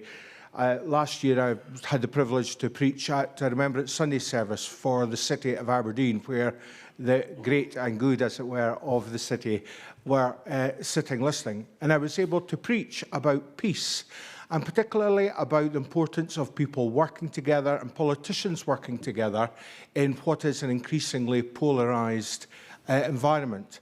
I would not have had that opportunity to share the gospel or to speak truth to power had I taken a stance where, well, I'm not going to get involved in dabbling with the civic world or with its pomp and circumstance. I grew up in a council scheme. We didn't have a lot of money. I don't feel intimidated by the kind of ceremony that happens before the General Assembly. We are a national church still. We have an opportunity to speak to civic society that many other churches don't in the way that we do. We have the opportunity to speak to elements of society who need the gospel just as much as poor people do, and to speak the truth to that power. And the trouble, I think, with if I can respectfully say, the naivety of this deliverance, is that it endangers removing church from civic life, where there's an element of pomp and circumstance, but also our ability to be prophetic in it. And I can quite understand the impetus, but I think it's mistaken, and that's why I would urge the Assembly to resist the deliverance in the name of Mr. Orr. Thank you, Moderator.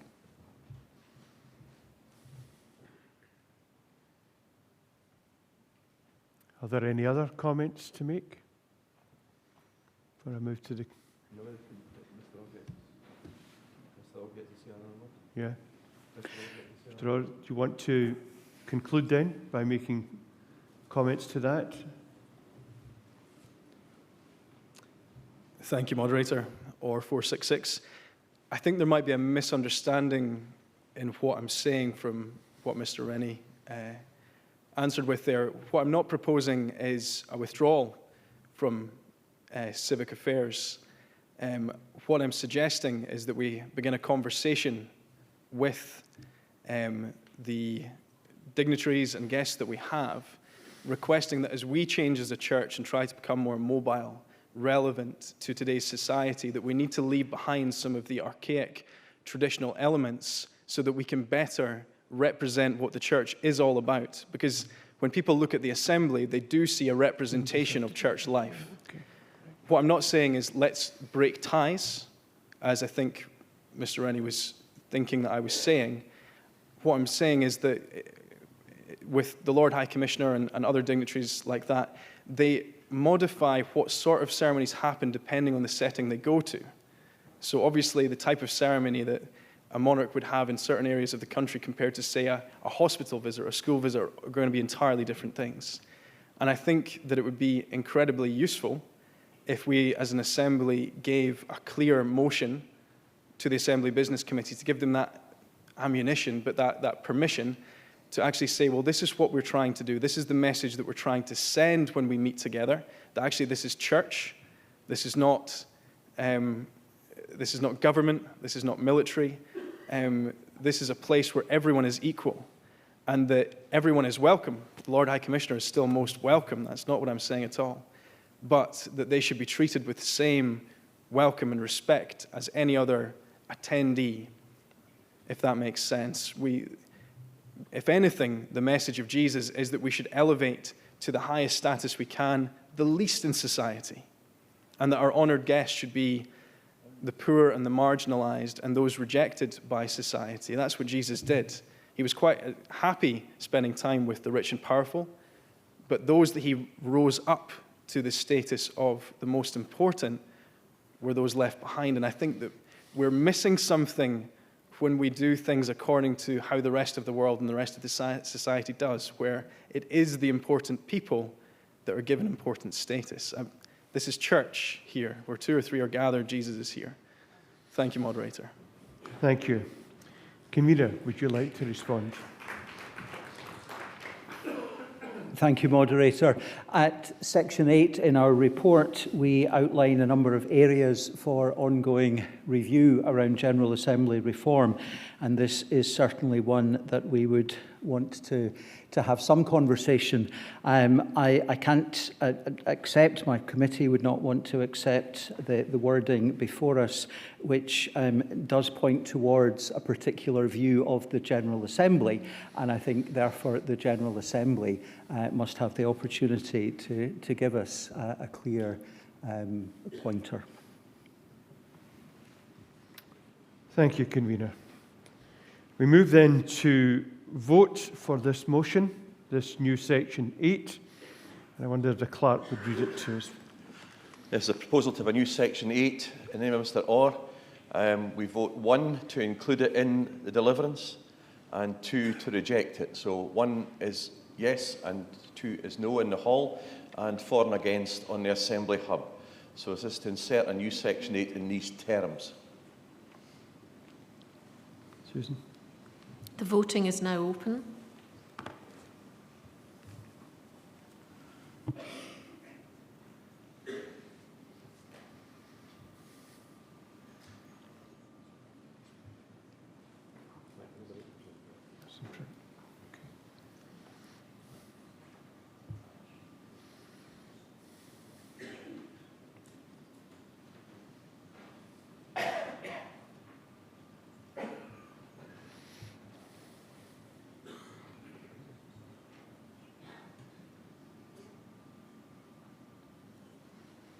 Ten seconds.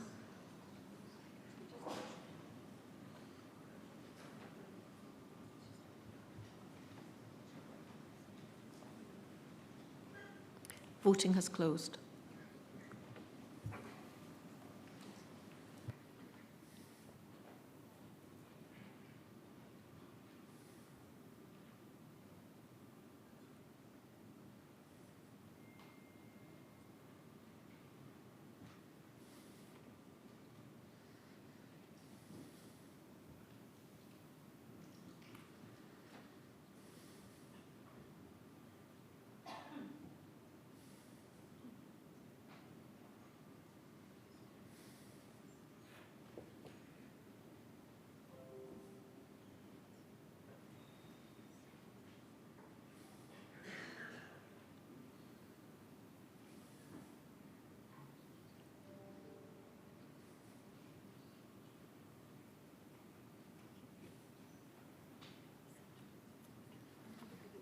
There are those voting for the new Section 8, 171, and against 209.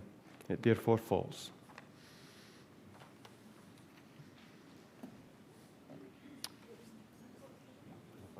We move back to the print and to Section 8 in the print.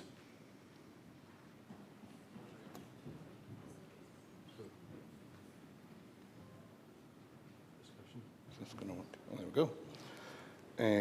Conor McFadden, number 74. A question to the convener regarding number 8 in the print. Given the sharp decline in youth representatives to the General Assembly this year and the current changes to the number of presbyteries and of delegates to the Assembly, would the convener be minded, as part of these in-depth proposals, to revisit this year's Standing Order number 35, which is in relation to presbytery youth representation, so that the number of youth reps able to attend next year is in proportion to what the Assembly has had in previous years?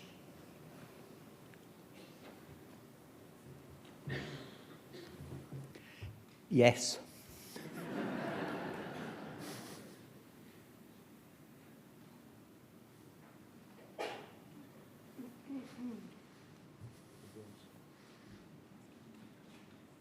No other questions or comments? Are you happy with number 8?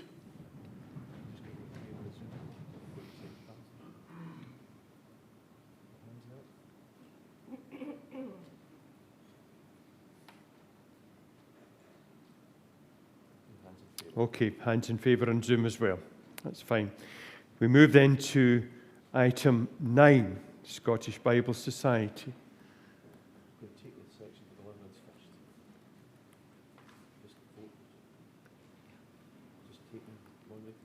Any questions or comments?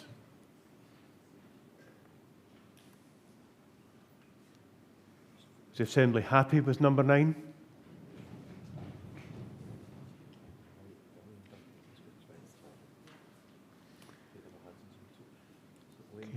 Okay, Elaine, would you like to come forward, please? Elaine, representing the Scottish Bible Society. Your face is well known to us, Elaine, so welcome.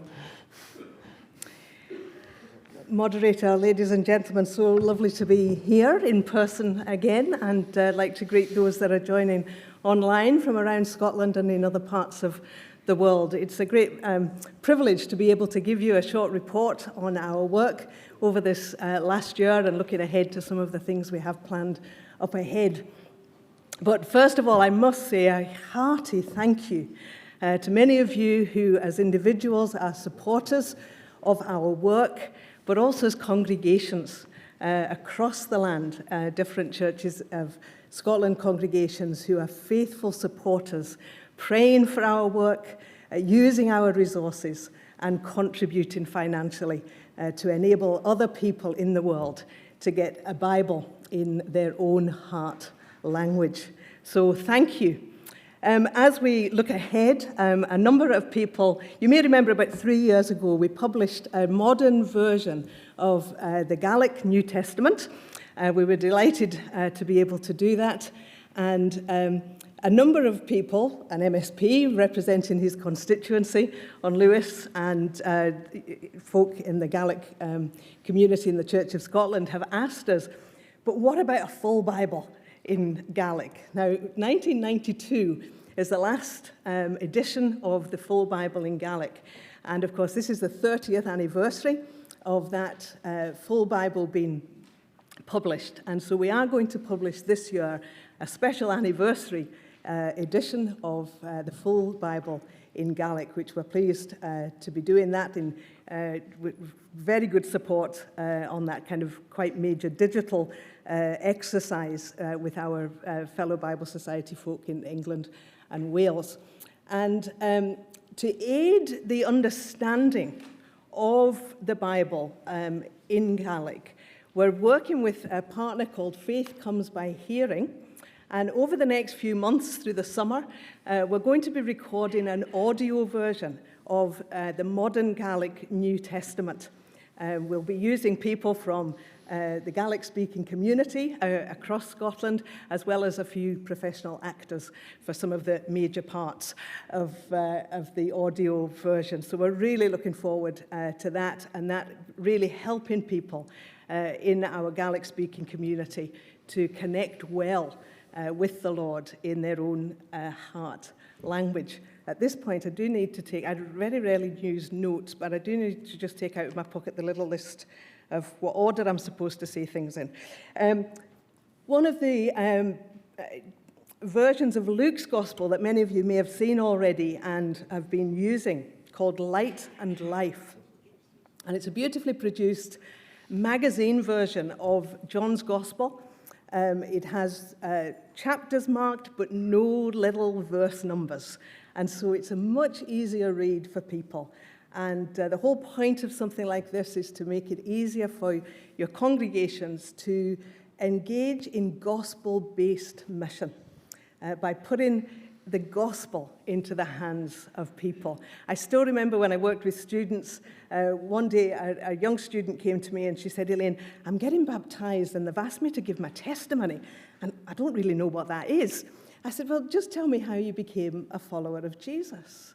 And she said, well, I was in my flat one night. I was going through a bit of a rough time. There was a copy of the Gospel of John lying in my flat. I picked it up, I read it, and I fell in love with Jesus. I said, that's your testimony. Just tell them that at your baptism. And that's the power of the Lord taking his word and speaking it into the hearts of people. We're going to be collecting stories like that young student's story, stories of light and life around Scotland that will be going out on social media and used in different ways in our publications over the next few months. One of our recent appeals was for the church under pressure in Algeria and Morocco. It's hard for us to imagine, isn't it, what it would be like to be a follower of the Lord Jesus in an environment where churches have to meet in secret. There is a level of real and genuine risk to people's lives. We had to do this appeal with certain of the names blanked out for safety reasons. But you know, we're told that there are about 2,000 new Christians baptized in Algeria each year. And the Bible Society working in Algeria want to give a Bible to every one of those new followers of Jesus. And that's something that we have been able to support over these last few months. We're also supporting a translation of one of the Algerian languages, Kabyle, I think is how you pronounce it, and the translators there have asked us to pray for them because they are also working under pressure.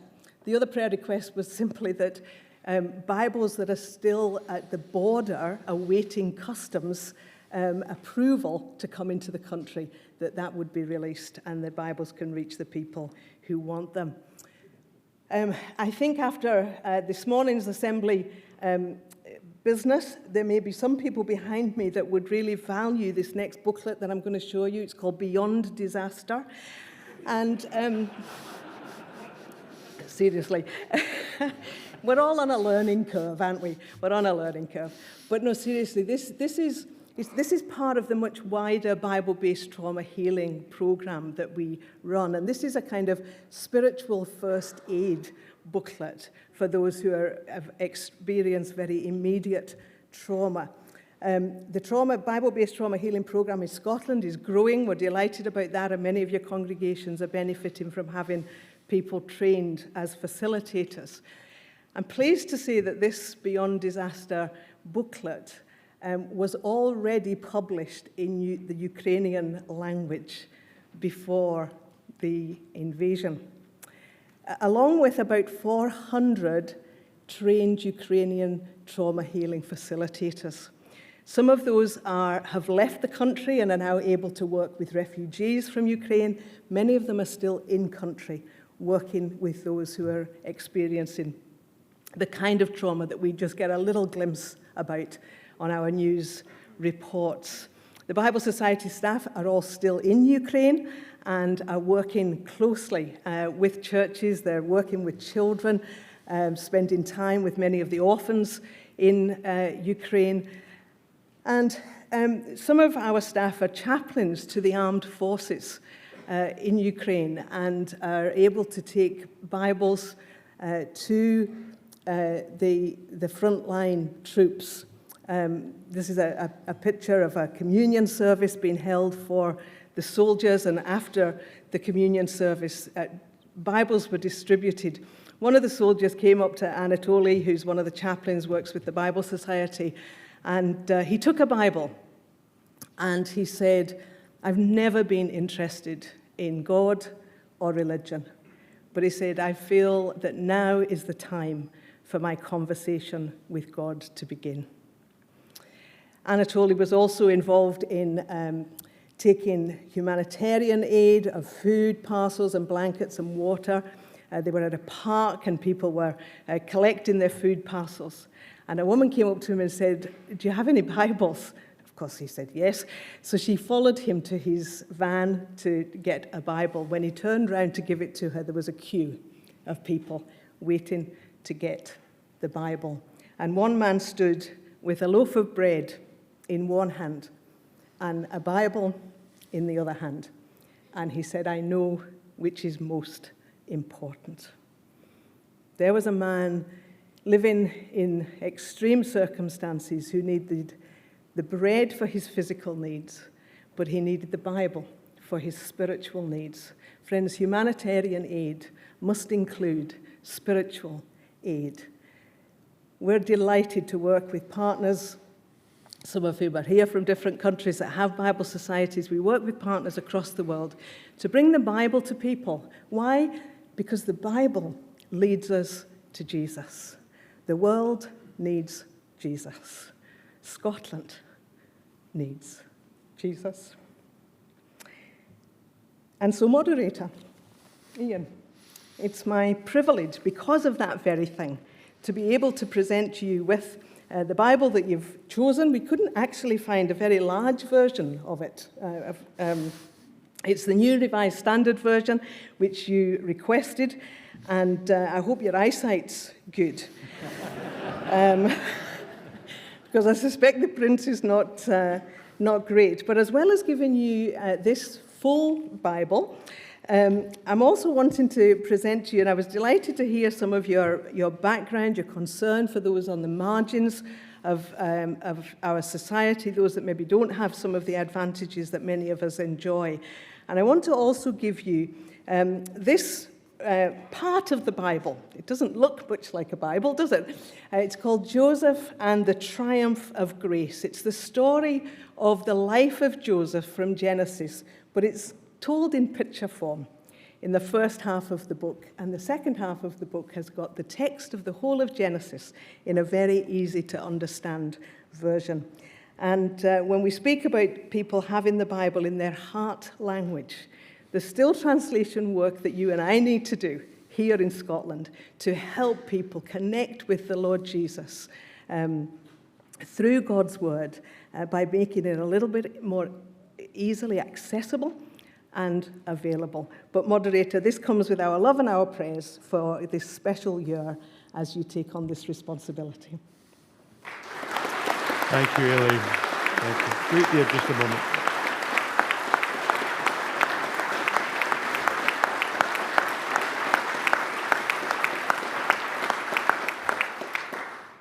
Elaine, I've listened to you coming over many years, and what I always enjoy is the infectious enthusiasm with which you approach everything that you do.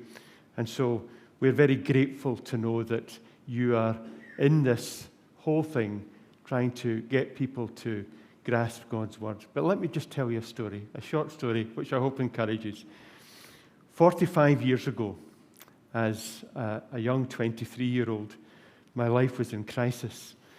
And I went to a church, and it became very apparent to me that something was not right. And I went to find a Bible. The only Bible I could find was the authorized version of the Bible. But I read Matthew, Mark, Luke, and John. And I read Matthew, Mark, Luke, and John again. And I kept going back to this church.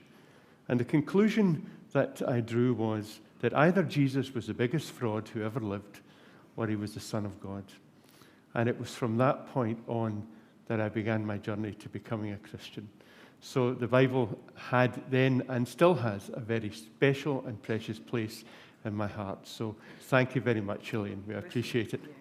Great to you.